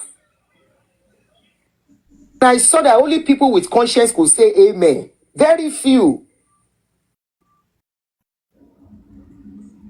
I don't blame any of the party involved in this case. Sam Larry ni o, Ramulari ni o, Naira Marley ni o, wife ni o, Iyadura ni o, Prime Boy ni o, Kini kan ni o. I don't blame any one of them. I blame the system. And this is one of the times I will forever be proud to have a blue pea. I will forever be happy that I took that bold step. Mo kúrò ní Naija. Ìlú yẹn ò ṣèlú. Interview wo ni. Let's see how far VDM can go on this case. I was encouraged this morning. Initially, I wasn't encouraged with all the interview. But the second interview that he posted this morning, I was encouraged. He said he will see the lawyers he could raise up to help this man.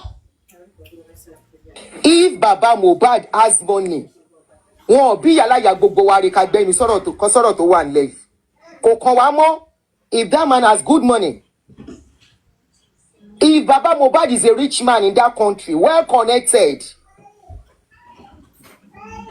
a rich man in the north, the son of a rich man in the north, the daughter of a rich man, they were both big politicians in the north.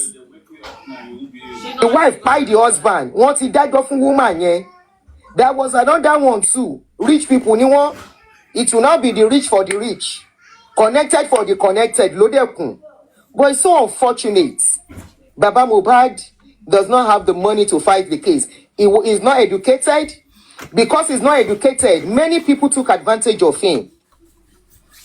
Kotobani ko ṣe ló ń ṣe. Because we all saw him. Nígbà tọ́rọ̀ yìí kọ́kọ́ ṣẹlẹ̀. We saw Baba Mohbad. He was and he's still very vulnerable as far as I'm concerned. He is not educated. He's not that enlightened. So it's whatever people tell him to do, he was doing. But most of you were not seeing it that way. You were just abusing him. Adding pains to somebody who lost his son.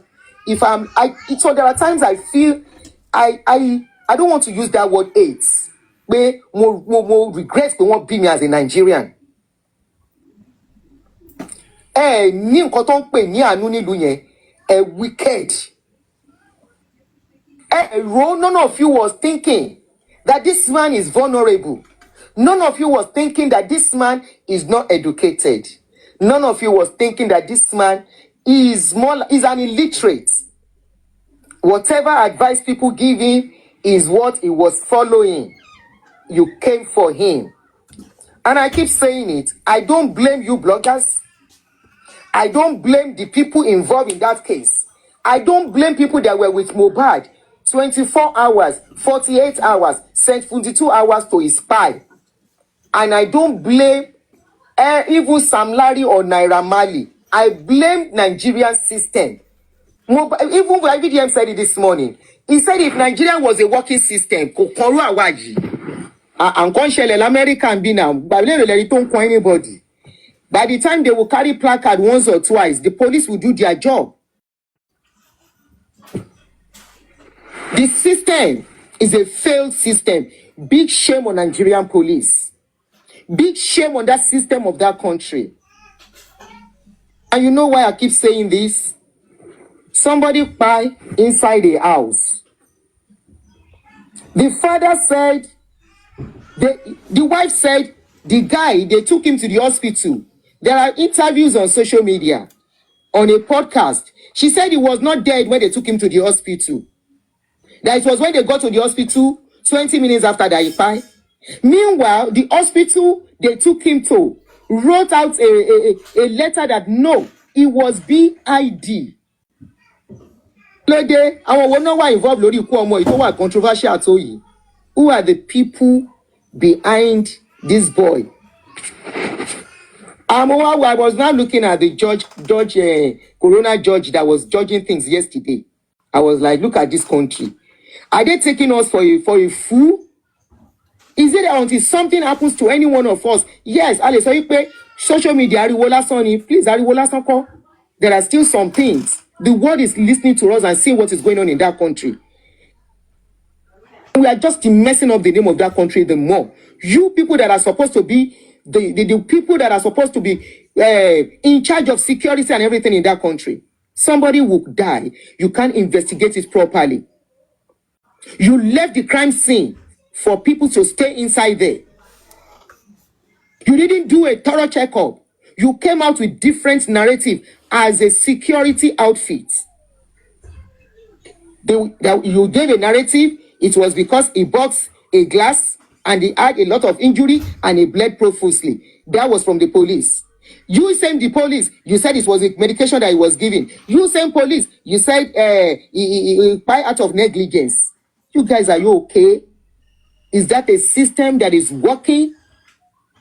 These are the Nigerian police that you want people to trust. Nilu. We don't have a country.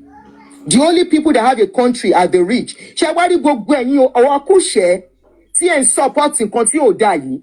By the time tí ọ̀rọ̀ yín bá máa jẹ́ ọ̀dọ̀ Nigerian police, I am putting it to you. You will remember this thing that I'm talking today. Because makoni, as long as you live in that country, it will come to your table one day, either directly or indirectly. You will have reason to deal with Nigerian police, then you will understand what we are saying. Part of you are part of the reason why they are getting off with this thing.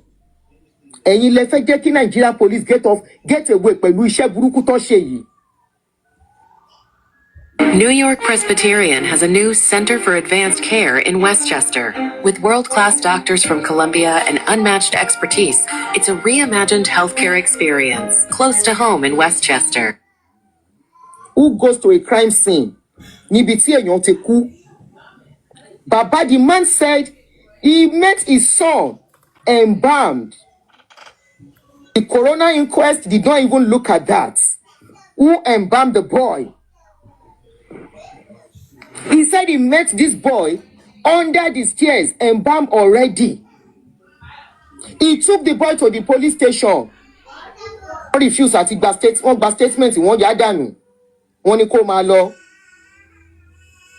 Ambulance ló wò lè gbọ́mọ lọ́mọ. Go and listen to that story as a parent and tell me how you feel. Don't say because Mohbad is not your son. Baba Mohbad, 10 years ago, 5 years ago, never knew he was going to be in this shoe. Never knew this calamity would be falling. 3-4 years ago, Baba Mohbad was still interacting with Mohbad as his best friend. Ẹ jẹ́ ká gbàgbé pé ọmọ lọ marry nígbà tí ó yẹ kó marry ká tẹ̀ kọ́kọ́ gbé yẹn ti sẹ́gbẹ̀ẹ́. 3 years ago, Baba Mohbad was still having interaction with his son. Tẹni tó dé la rí, tẹni tó ń bọ̀ kò sẹ́ni tó máa mọ̀. Nǹkan tó máa ṣubú lọ oníkálùkù kò sẹ́ni tó mọ̀. Gbogbo ẹ̀yin tẹ́ ṣèkà ní lórí ọ̀rọ̀ yìí. Gbogbo ẹ̀yin tẹ́ excuse me. Ǹjẹ́ mo ní? Tẹ́ tí ọwọ́ bọ̀ ọ̀rọ̀ yìí. Tẹ́ dá gbogbo ẹ̀rú. Tó fi jẹ́ wípé people that were not there were the ones that were arrested. People that were not present were the ones that were arrested and locked up for 4 months. People that were present 24 hours, that knew everything, none of them, not even single one. Ìlú wo not in ṣe. And I find it so appalling that people who live abroad are among the people that are saying they don't have to arrest the people in that house. And then ìlú òyìnbó.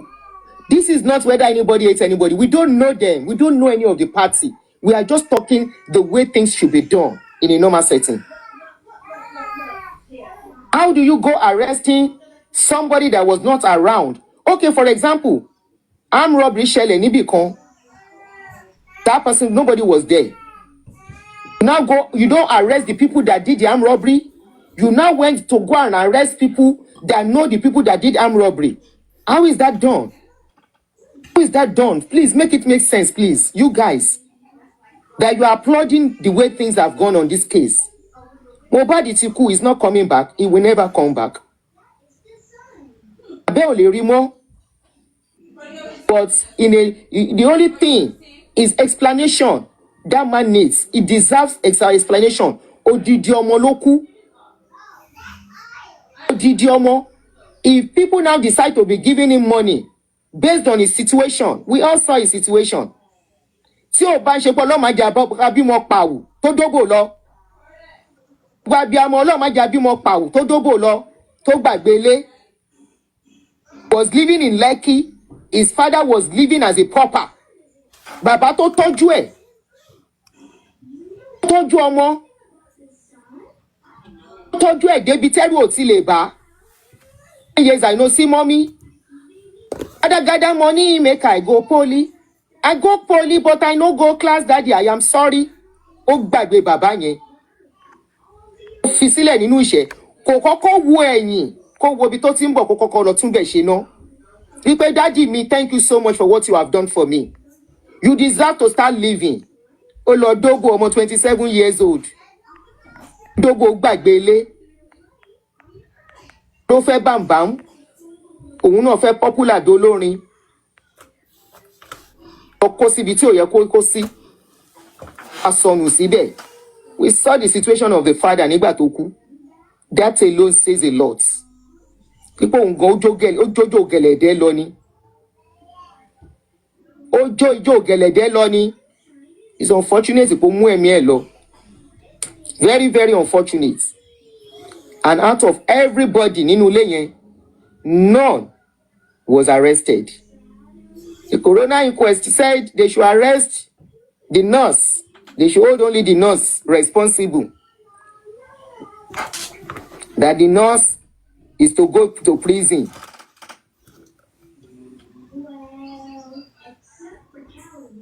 Bẹ̀rẹ̀ iṣẹ́ báyìí. Bẹ̀rẹ̀ nǹkan báyìí.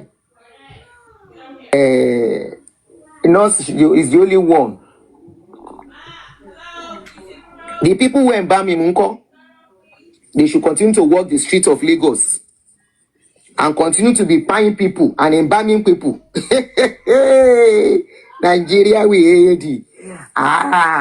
Nigeria, we hate it.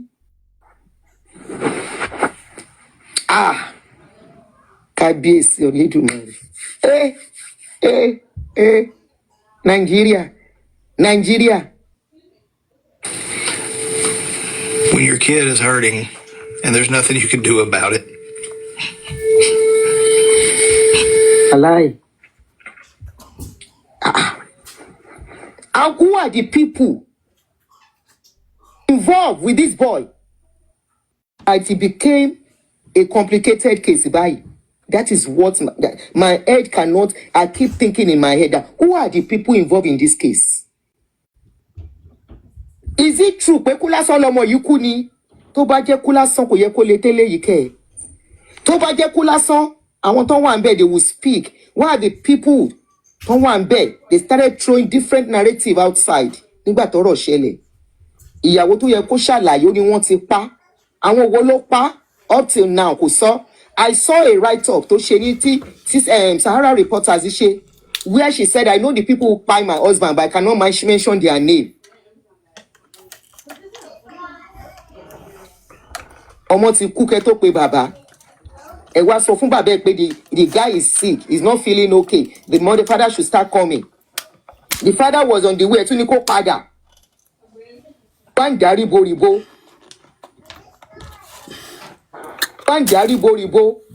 Àwọn òwò náà wà nídìí ọ̀rọ̀ yìí tó ti threaten àwọn tó wà nínú ilé yẹn pé tó bá sọ̀rọ̀ wọn máa kú tó fi jẹ́ wípé even the brother Omo bad cannot even say what went wrong in that house. He cannot even speak. He's being shielded too. Look at the date. Yomi lọ gbé ọmọ yẹn. Ẹ wo bí ìyá òfò. Ìyá oníkekendere. What is that woman's name? The mother. Mohbad's mother. Look at how she was screaming. Wọ́n ti wá gbé mọ́ àdúrà o. Yomi ló wá gbàdúrà o. Yomi ti gbàdúrà o. Mo ní ṣe ń rí ìyá yìí. Ìyá yóò wá justice fọ́mọ ẹ. Ṣé bóun náà wọ́n ti ń ṣe photo shoot fún. Wọ́n ti gbé fóònù lé lọ́wọ́. Ó ti fi kò tiẹ̀ ń ṣe ìyá tẹ́lẹ̀ ṣé ìyá nìyẹn ni. That one is not a mother. A mother mbo. Ẹ ò ṣe ìyá. Ọlọ́run má jẹ́ kéèyàn ṣìyáyàn. Ṣìyáyàn nìyẹn. I don't like talking about that woman. Because if there is anybody that was supposed to help this case, it was her as a mother. Ẹkún abiyamọ ló dùn jù, ló korò jù. Ẹkún abiyamọ kò sẹ́ni tó fẹ́ gbọ́. Kó já gbogbo ẹ̀pẹ́ bá mi wá nǹkan tó pọ̀ mọ́ mi. Eléri ibu lọ jókòó, ọmọ kúta ikú. Ó lọ jókòó síbi photo ọmọ ẹ̀ wà. She went to go and sit where they put their picture of the son. Who does that? Up till now, picture of bàbá àwọn ọmọ mi tó kú láti 20 years ago. Mi ò tí ní God àti máa wò ó. Kí n farabalẹ̀ wò ó. Níbi tá gbé sí, mo máa ń gbójú mi ni. Up till now, the pain is still there. Èèyàn wá ọmọ kú mọ́ ẹ lọ́wọ́, ọmọ, pikin, ó kú mọ́ ẹ lọ́wọ́. Ó wá lọ jókòó sínú ilé ọmọ yẹn gangan. Ó lọ ṣopó ọmọ ẹ, ìyá òfò. I don't like talking about that woman because ó máa ń trigger me. They gave her dress. For dress, ó fi òkú ọmọ ẹ, ó fi gba dress.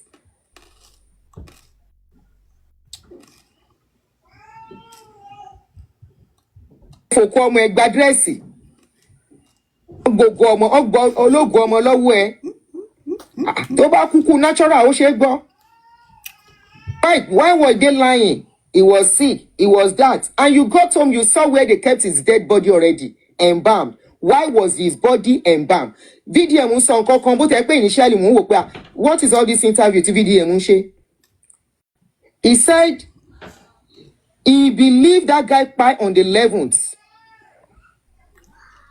Was he embalmed? Báwo lẹ ṣe embalm ẹ? Ẹ̀yin ọmọ kékeré. We are talking about all young boys that are in their 20s. Oh, how were they able to manage all this system? Are we sure they are the ones that did all these things? Or somebody came in and tidy up things for them? Nigeria police are in Kure. This is why Nigerians don't pity Nigerian police when anything happens to them. Deserve pity. Iṣẹ́ burúkú, iṣẹ́ ìkà lẹ máa ń ṣe. Nigerian police. Iṣẹ́ burúkú, iṣẹ́ ìkà. Ẹ máa ń gbàgbé pé ẹ̀yin náà bímọ. You forget you have children. All because of whether order from the top or from anywhere. Dé mú gbogbo nǹkan. Mami Yeti ṣe fẹ́ sọ nǹkan ni. Mami Yeti. Yes. So I don't even blame all. Thank you. Hello. Mẹ́jọ má bínú. Happy Billion. Ṣé ti rí nǹkan tí woman yìí sọ? Mi ti wọ́n gbà tí ó dà pé títí kò sí lóhun gbé àwọn kinní woman yìí sórí kinní. You can see that this woman, she's on Facebook as well. She's on YouTube. She's on social media. Tẹ́ bá gbọ́ gbogbo nǹkan tó sọ, ẹ mọ̀ pé ó ń sọ fact. The same thing ni mo sọ fún that share boy on Lenshi yesterday. Yesterday. Why are you calling Baba Mohbad? Is it not the authority? And do you know the reason why share boy doesn't want me to mention the authority? Eric Bosare attacking me because I want to call the governor. Nimufini, let's stop me say. These people never called the governor name, never called the DPP name, never called the Attorney General of Police. They never, only Baba Mohbad. Like what Real Auntie Adonis said. Taba ma sòótọ́ fúnra wa. Sanshitu òun ló ń advice Baba Mohbad, no Baba Mohbad ló ń advice Sanshitu, because Baba Mohbad ò ní knowledge nǹkankan. Ká sòótọ́ fúnra wa, ká má fi àbòsí ṣe. Ká yọ pé Baba Mohbad jáde ó sọ̀rọ̀. Baba Mohbad ò sọ̀rọ̀ báyìí tẹ́lẹ̀ náà. Ṣèbí owó ti wà lọ́wọ́ wọn. Wọ́n ti gba GoFundMe. Owó ti wá Access Bank wọn. Baba Mohbad dẹ̀ ní signatory of Access Bank. Tó bá jẹ́ pé wọ́n fẹ́ sọ̀rọ̀ báyẹn tẹ́lẹ̀. Ṣẹ́rí, this is me. Bí ṣe máa ń ronú deep. Ẹ jẹ́ àgbàgbé pé Baba Mohbad jáde ń sìn ó sọ̀rọ̀. And I always say one thing. Owó fún ni ò téèyàn. Money is nothing. I repeated myself yesterday on Leshing platform. Let's forget about money. But about donate owó towards justice for Mohbad tàdé fowó ra gbogbo ẹ̀. That ọmọ Àdùkẹ́ ó ń try láti sọ pé ṣebí adáwó yẹ ká fowó ra ọlọ́pàá. Nǹkan tó ń try láti sọ nìyẹn. Mo kàn fi laughing emoji. Mo fi sórí kíní pé ṣọ́rọ̀ ni gẹ́yìn sọ. Ibi tí knowledge ẹ̀ dé nìyẹn. Mo understand. But kò sí bá ṣe lè fowó ra ọlọ́pàá. Ká fowó ra gbogbo ẹ̀ ká ní billions of dollars. Táwọn Nigerian police ò bá ní ṣiṣẹ́ wọn ní ṣiṣẹ́. Ọwọ́ wọn ní kéèsì wà DPP. Why are we pretending? Mo dẹ̀ sọ, mo ní it's not that I'm defending Baba Mohbad. But it just so thorough. Even the letter that they wrote, that fiat thing, orí table gbogbo ló lọ. Èmi ò mọ ọ̀rọ̀ ní time táwa yìí ọ̀rọ̀ sọ̀rọ̀ sókè ni. Orí table ta ló ń lọ. And these people never even caught Taiwo Odumosu out. When they are talking about private autopsy and toxicology, who recommend or employ that pathologist to Baba Mohbad? Is it not Taiwo Odumosu and Sanshitu? Because I asked Baba Mohbad on that day tó jáde. Mo ní Baba Mohbad, ṣé Sanshitu mọ gbogbo iṣẹ́ tí Taiwo Odumosu ń ṣe? Baba ní bẹ́ẹ̀ ni. Baba ní yes. Tẹ́ bá lọ wo ọ̀dọ̀ Adéníkẹ́, ó gbé mi jọyìn, ó wà lórí YouTube. Baba ní tòótọ́ ni pé Sanshitu mọ̀. So nísìnyí gbogbo handwriting tá à ń rí lórí wall nsìn, ṣé àti rí pé tòótọ́ ni bàbá sọ pé Sanshitu àti Taiwo Odumosu mọ̀ everything. If Sanshitu can still communicating with Taiwo Odumosu, ẹni tí bàbá tó pọ̀ mọ́ ẹ̀ tó sack, tó ní ẹ̀rù Taiwo Odumosu ń bọ̀ àwọn ó fẹ́ compromise. Ìjà sọ tọrọ. Because ronú dáwọn bì kan. Woman ti sọ̀rọ̀ tán. Baba is vulnerable. Mi ò defend Baba Mohbad. Nígbà tí Tóyìn ní kíní kan kí la máa ṣe kíní way forward. Mo ní mi lè lọ fokùn fa Baba Mohbad dandan. Ọ̀tí tójú wọn bá já, tójú wọn bá wálẹ̀. At this moment, Baba Mohbad ṣì ń gbọ́nà sí Sanshitu àtàwọn tó surround him. You can't force him. He trusted them. He relied on them. But to me, Ṣàfẹ́ sọ pé Baba Mohbad ló ń pàṣẹ.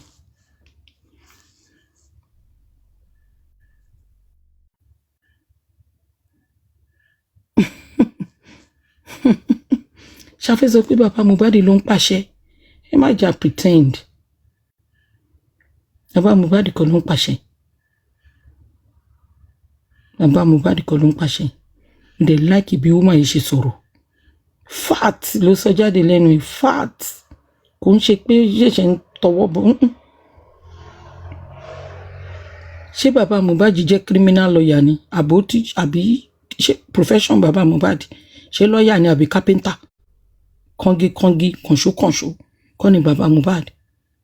Kó kanlé. Kó ṣe kitchen cabinet. Kó ṣe chair. Kó ṣe bed. That is Baba Mohbad job. Ṣọmọ kan tí kó fún wọn rí tẹ́lẹ̀ ni. So be tell me, not that being on low emotion. This is not emotion. I'm saying facts. Baba Mohbad came out and said, boo me, ma boo. Son, imagine. Ṣé rò pé Baba Mohbad ló sọ̀rọ̀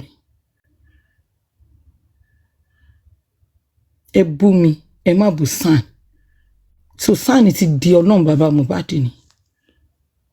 Kí ló dé tí Baba Mohbad máa fi ní ká má boo son? Wọ́n ti kó wọn láyà jẹ. And we can see Ayọ̀délé Fámúyìwá after Baba Mohbad finish everything tó máa sọ. Ayọ̀délé Fámúyìwá was saying, ẹ má bínú son Wahab Shittu, we are pepepepe. Òun bẹ son. For what reason? For what reason? Iṣẹ́ kò ní son Wahab Shittu ṣe. We can see the handwriting. Baba Mohbad nìkan ni vulnerable person tó wà láàrin gbogbo wọn. Gbogbo wọn tó sọ̀rọ̀ ní Baba Mohbad are educated person. Dórí Ayọ̀délé Fámúyìwá. So kí la wá ń sọ? Mo sì máa tẹnu mọ́rọ̀ owó yẹn. Owó táwọn èèyàn máa ń tẹnu mọ́ yẹn. Ilé ayé la máa fowó sílẹ̀ sí. Ó dà pé àwọn èèyàn ti gbàgbé gba COVID-19. Àìmọye nurses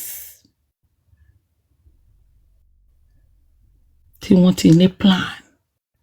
Wọ́n ti ní savings. Wọ́n ti save lọ́gbọ̀n dán. Wọ́n rò pé àwọn máa kú. Wọ́n ṣàkú. Wọ́n fowó sílẹ̀ sáyé. Torí ẹ̀, owó fún ni kò tó èèyàn. Mo máa ń sọ, owó jẹ́ nǹkan kan fún mi. That's why I don't respect people because of money. I don't respect people because of money. Kẹ́ni yẹn jẹ́ Dangote. Kò ń ṣe pé kí n wá máa kì sí àṣẹ. So I love, nítorí ẹ̀ máa fi ń play. Ẹ rí pé máa ń play woman because ọ̀rọ̀ tó ń jábọ́ lẹ́nu wọn is ọ̀rọ̀ orí pípé ni. Ṣé rí pé kíní pé ó ní òun ṣe justice o. But tó bá ti rí nǹkan ó máa sọ̀rọ̀ lé lórí, ó dẹ̀ ti mẹ́nu kúrò nìyẹn. Ṣé ó ń chase cloud? No. Kò ń chase cloud. Ó máa sọ̀rọ̀ lé lórí, ó ti mẹ́nu kúrò nìyẹn. And some people that, run to this woman, mo rí mọ̀ wọ́n. Some of them are with Wunmi. Ẹ rí pé máa ń sọ pé tábà jẹ́ wọ́n ní káwọn wọ́n sọ̀rọ̀ kíní kan, òun ò ráyè kíní kan. Àwọn some people ní ìlẹ́rìí pé wọ́n wà pẹ̀lú bàbá tó wà pẹ̀lú woman yìí. Ṣebí Facebook mo ti wọn woman yìí. Mo rí gbogbo wọn náà. Gbogbo wọn bam tó máa ń gbé kíní woman yìí. Gẹ́ẹ̀ kan, ó wà ní France. Ó sáré bẹ́, ó súnmọ́ woman yìí. Ọ̀dọ̀ Wunmi ló wà náà.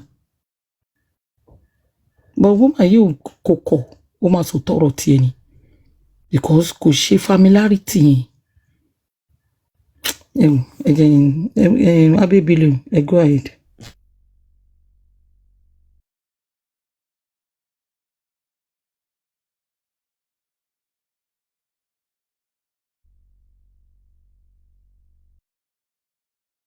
Billion. Ṣé ti lọ de pampers ni?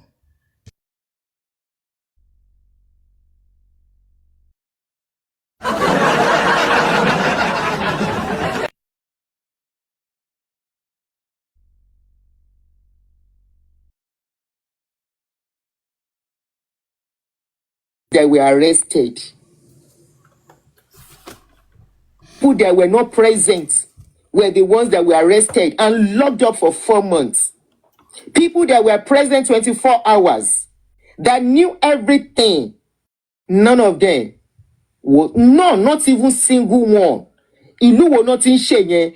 And I find it so appalling that people who live abroad are among the people that are saying they don't have to arrest the people in that house.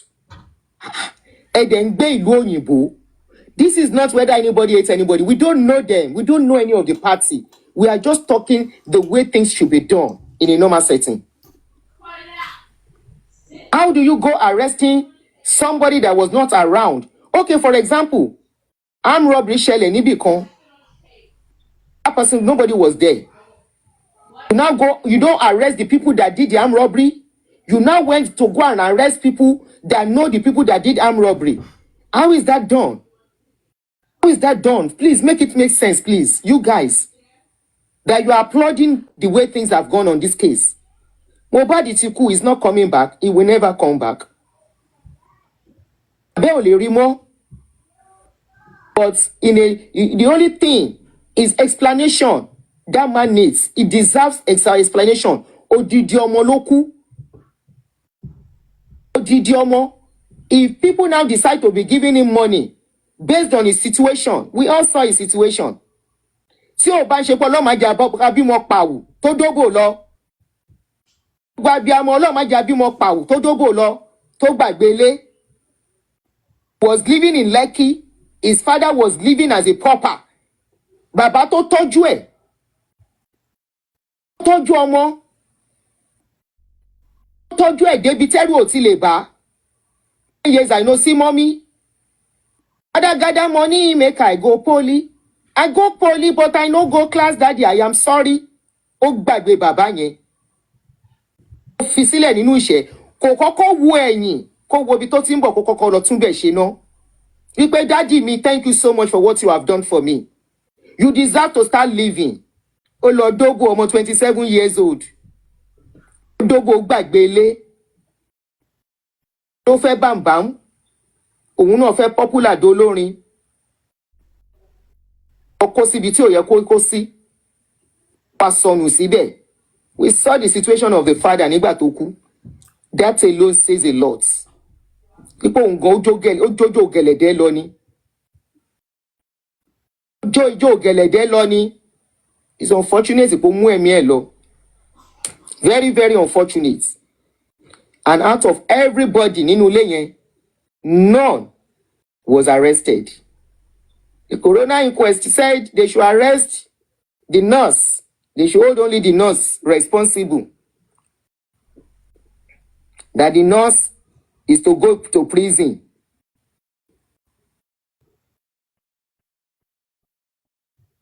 Ẹ̀rí iṣẹ́ báyìí. Ẹ̀rí nǹkan báyìí. Nurse is the only one. The people who embalm him, they should continue to walk the streets of Lagos and continue to be buying people and embalming people. Nigeria, we hate it. Nigeria, we hate it. Kábíyèsí Olódùmarè. Nigeria. When your kid is hurting and there's nothing you can do about it. Alai. And who are the people involved with this boy? It became a complicated case. That is what my head cannot. I keep thinking in my head that who are the people involved in this case? Is it true? Pé kú lásán lọmọ yìí kú ni. Tó bá jẹ́ kú lásán kò yẹ kó lè tẹ́lẹ̀ yìí kẹ́. Tó bá jẹ́ kú lásán, àwọn tó wà ńbẹ̀, they will speak. Why are the people tó wà ńbẹ̀? They started throwing different narrative outside. Nígbà tọ́rọ̀ ṣẹlẹ̀. Ìyàwó tó yẹ kó ṣàlàyé ó ní wọ́n ti pa. Àwọn wo ló pa? Up till now kò sọ. I saw a write-up tó ṣe ní tí Sahara Reporters ṣe, where she said, I know the people who kpai my husband, but I cannot mention their name. Ọmọ ti kú kẹ́ tó pe bàbá. Ẹ wá sọ fún bàbá ẹ pé the guy is sick, he's not feeling okay. The father should start coming. The father was on the way, tún ní kó padà. Wọ́n darí boríbo. Àwọn òwò náà wà nídìí ọ̀rọ̀ yìí tó ti threaten àwọn tó wà nínú ilé yẹn pé tó bá sọ̀rọ̀ wọ́n máa kú, tó fi jẹ́ wípé even the brother, ọmọ ìyá ọmọ bàbá ẹ̀ cannot even say what went wrong in that house. He cannot even speak. He's being shielded too. Look at the date. Tí Yomi lọ gbé ọmọ yẹn. Ẹ wo bí ìyá òfò. Ìyá oníkekendere. What is that woman's name? The mother. Mohbad's mother. Look at how she was screaming. Wọ́n ti wá gbé mọ́ àdúrà o. Yomi ló wá gbàdúrà o. Yomi ti gbàdúrà o. Mo níṣẹ́ ń rí ìyá yìí. Ìyá yóò wá justice fọ́mọ ẹ. Ṣé bóun náà wọ́n ti ń ṣe photo shoot fún. Wọ́n ti gbé fóònù lé lọ́wọ́. Ó ti fi kò tí ẹ ń ṣe ìyá tẹ́lẹ̀ ṣé ìyá nìyẹn ni. That one is not a mother. A mother mbo. Ẹ ò ṣe ìyá. Ọlọ́run má jẹ́ kéèyàn ṣìyáyàn. Ṣìyáyàn nìyẹn. I don't like talking about that woman. Because if there is anybody that was supposed to help this case, it was her as a mother. Ẹkún abiyamọ ló dùn jù, ló korò jù. Ẹkún abiyamọ kò sẹ́ni tó fẹ́ gbọ́. Kó já gbogbo ẹ̀pẹ́ bá mi wá nǹkan tó pọ̀ mọ́ mi. Eléri ibu lọ jókòó, ọmọ kúta ikú. Ó lọ jókòó síbi photo ọmọ ẹ̀ wà. She went to go and sit where they put their picture of the son. Who does that? Up till now, picture of bàbá àwọn ọmọ mi tó kú láti 20 years ago. Mi ò tí ní gut àti máa wò ó. Kí n farabalẹ̀ wò ó. Níbi tá gbé sí, mo máa ń gbójú mi ni. Up till now, the pain is still there. Èèyàn wá ọmọ kú mọ́ ẹ lọ́wọ́, ọmọ, pikin, ó kú mọ́ ẹ lọ́wọ́. Ó wá lọ jókòó sínú ilé ọmọ yẹn gangan. Ó lọ ṣopó ọmọ ẹ, ìyá òfò. I don't like talking about that woman because ó máa ń trigger mi. They gave her dress. For dress, ó fi òkú ọmọ ẹ, ó fi gba dress.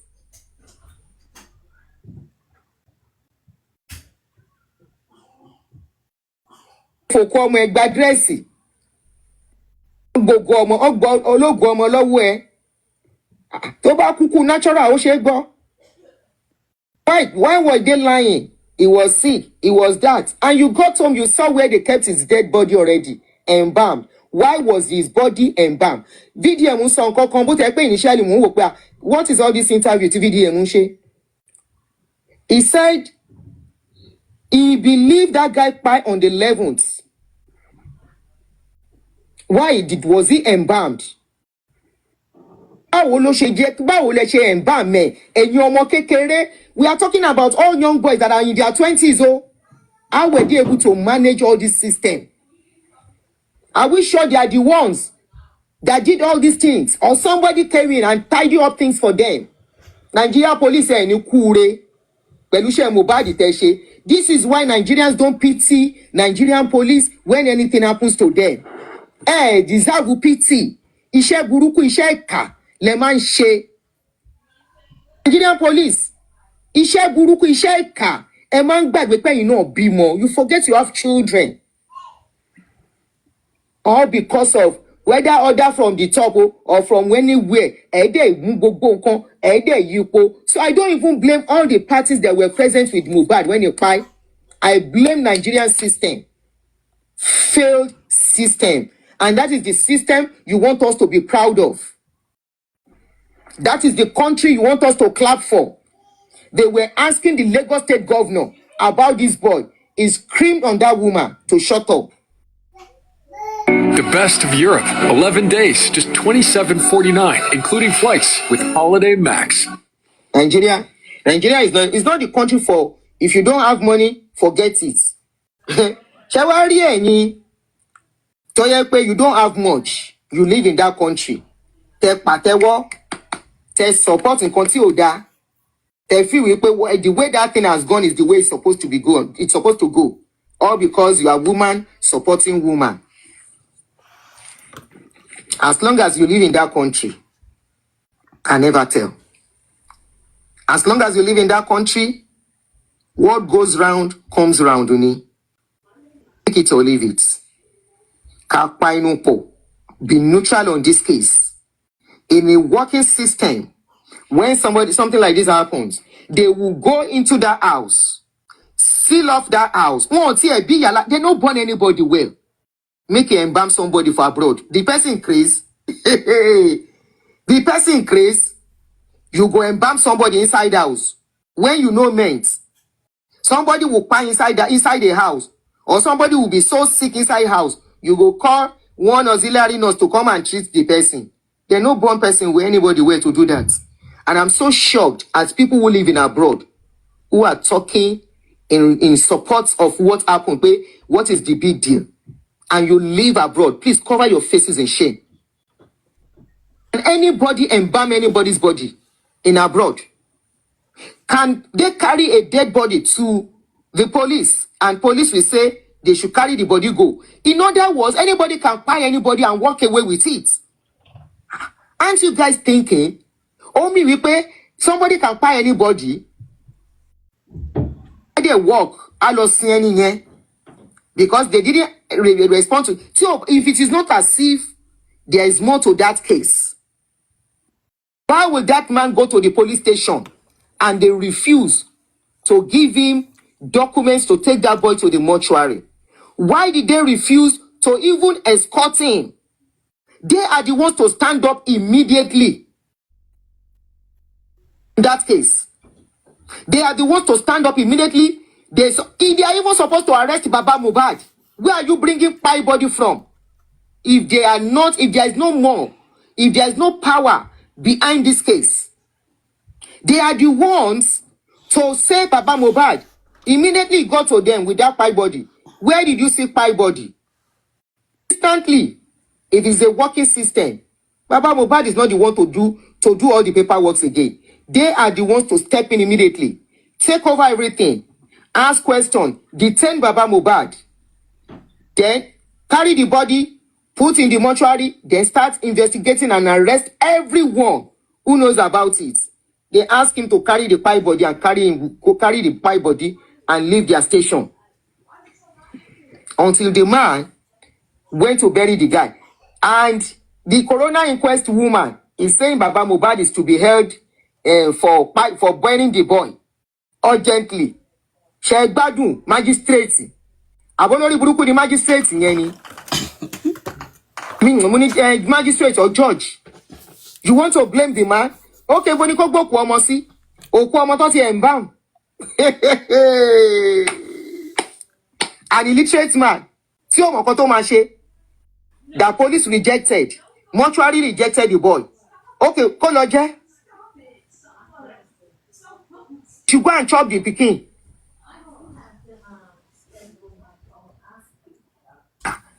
You did not even have anything to say about the Nigerian police that messed up and failed on that case.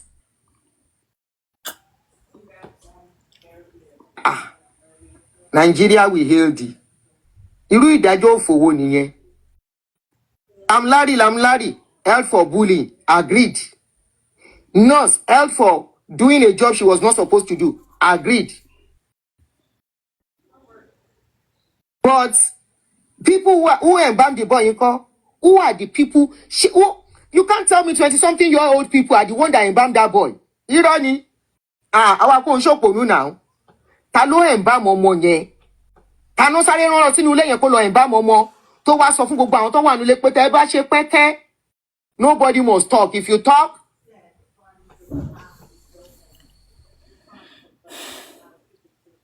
who did? Who embalmed? Who is asking them? Who is strengthening the people that were present with Mohbad not to speak? The wife said, I know people who buy my husband, but I can't talk. I saw that post yesterday. More than me, but I'm working to repost it. I can even still look for it. I saw it yesterday. Sahara reporters ló ti grant interview yẹn now. Olóhùn máa wọn tó pa ọkọ òun. So, if èèyàn sọ pé òun máa wọn tó pa ọkọ òun, why is the judge now saying it's the nurse? Nìkan hold responsible. But we know how things work. Bobrisky jail is there, is still existing. Abi? You said they should go and put the nurse. They should put him, put her in the prison. Is a lie. If anybody see prison, and will embobo. My son Gabriel is 35. He has autism and mental health challenges. He is nobody is going to jail. You know, be take gbogbo ẹ ti wá. Ẹ mọ̀ bí tí gbogbo ẹ ti wá, gbogbo ẹ̀yin tẹ́ bá wọn ṣiṣẹ́. gbogbo ẹ̀yin tẹ́ bá wọn cover gbogbo yín ẹ máa pín nínú èrè ẹ̀ either good or bad. Yìí tẹ́ bá put sínú kéèsì yìí will visit your home to your generations. Gbogbo ẹ̀yin tẹ́ play a role to model things up. Gbogbo ẹni tó ṣe tí ò ṣòótọ́ lórí ọ̀rọ̀ yìí kó wà neutral.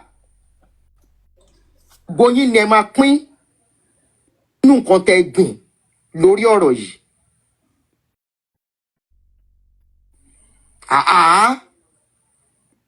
Nọ́ọ̀sì ni kán lọ gbé sínú ẹ̀wọ̀n. Ẹni tó embalm ńkọ́, who embalmed the boy? Why was he embalmed before the father came? When did he pay for them to embalm him? Listen, see the father side of the story. You didn't give the father opportunity to speak. I will look for that post. Why did the wife said she pay in the hospital 20 minutes after they took him to the hospital? Meanwhile, we saw a car. Those boys that carry Mohbad inside the car, where are they? They know about it. Why were they not arrested? Why were they not questioned? Gbogbo wa ń ṣọ̀dẹ̀. Gbogbo wa ò dẹ̀ ń ṣe ní fans lórí social media. Àwọn ò dẹ̀ ní the fans. Who need the fans? Àwa dúró lórí òótọ́ ni. We stand on the path of truth. Tó bá continue náà bá ṣe máa jà fún yín nìyẹn. Who embalmed the body? You didn't even listen to what the mother is saying. Father is saying that his son was embalmed. Why was he embalmed? Before they can embalm somebody, now the same cyber person don't pay small.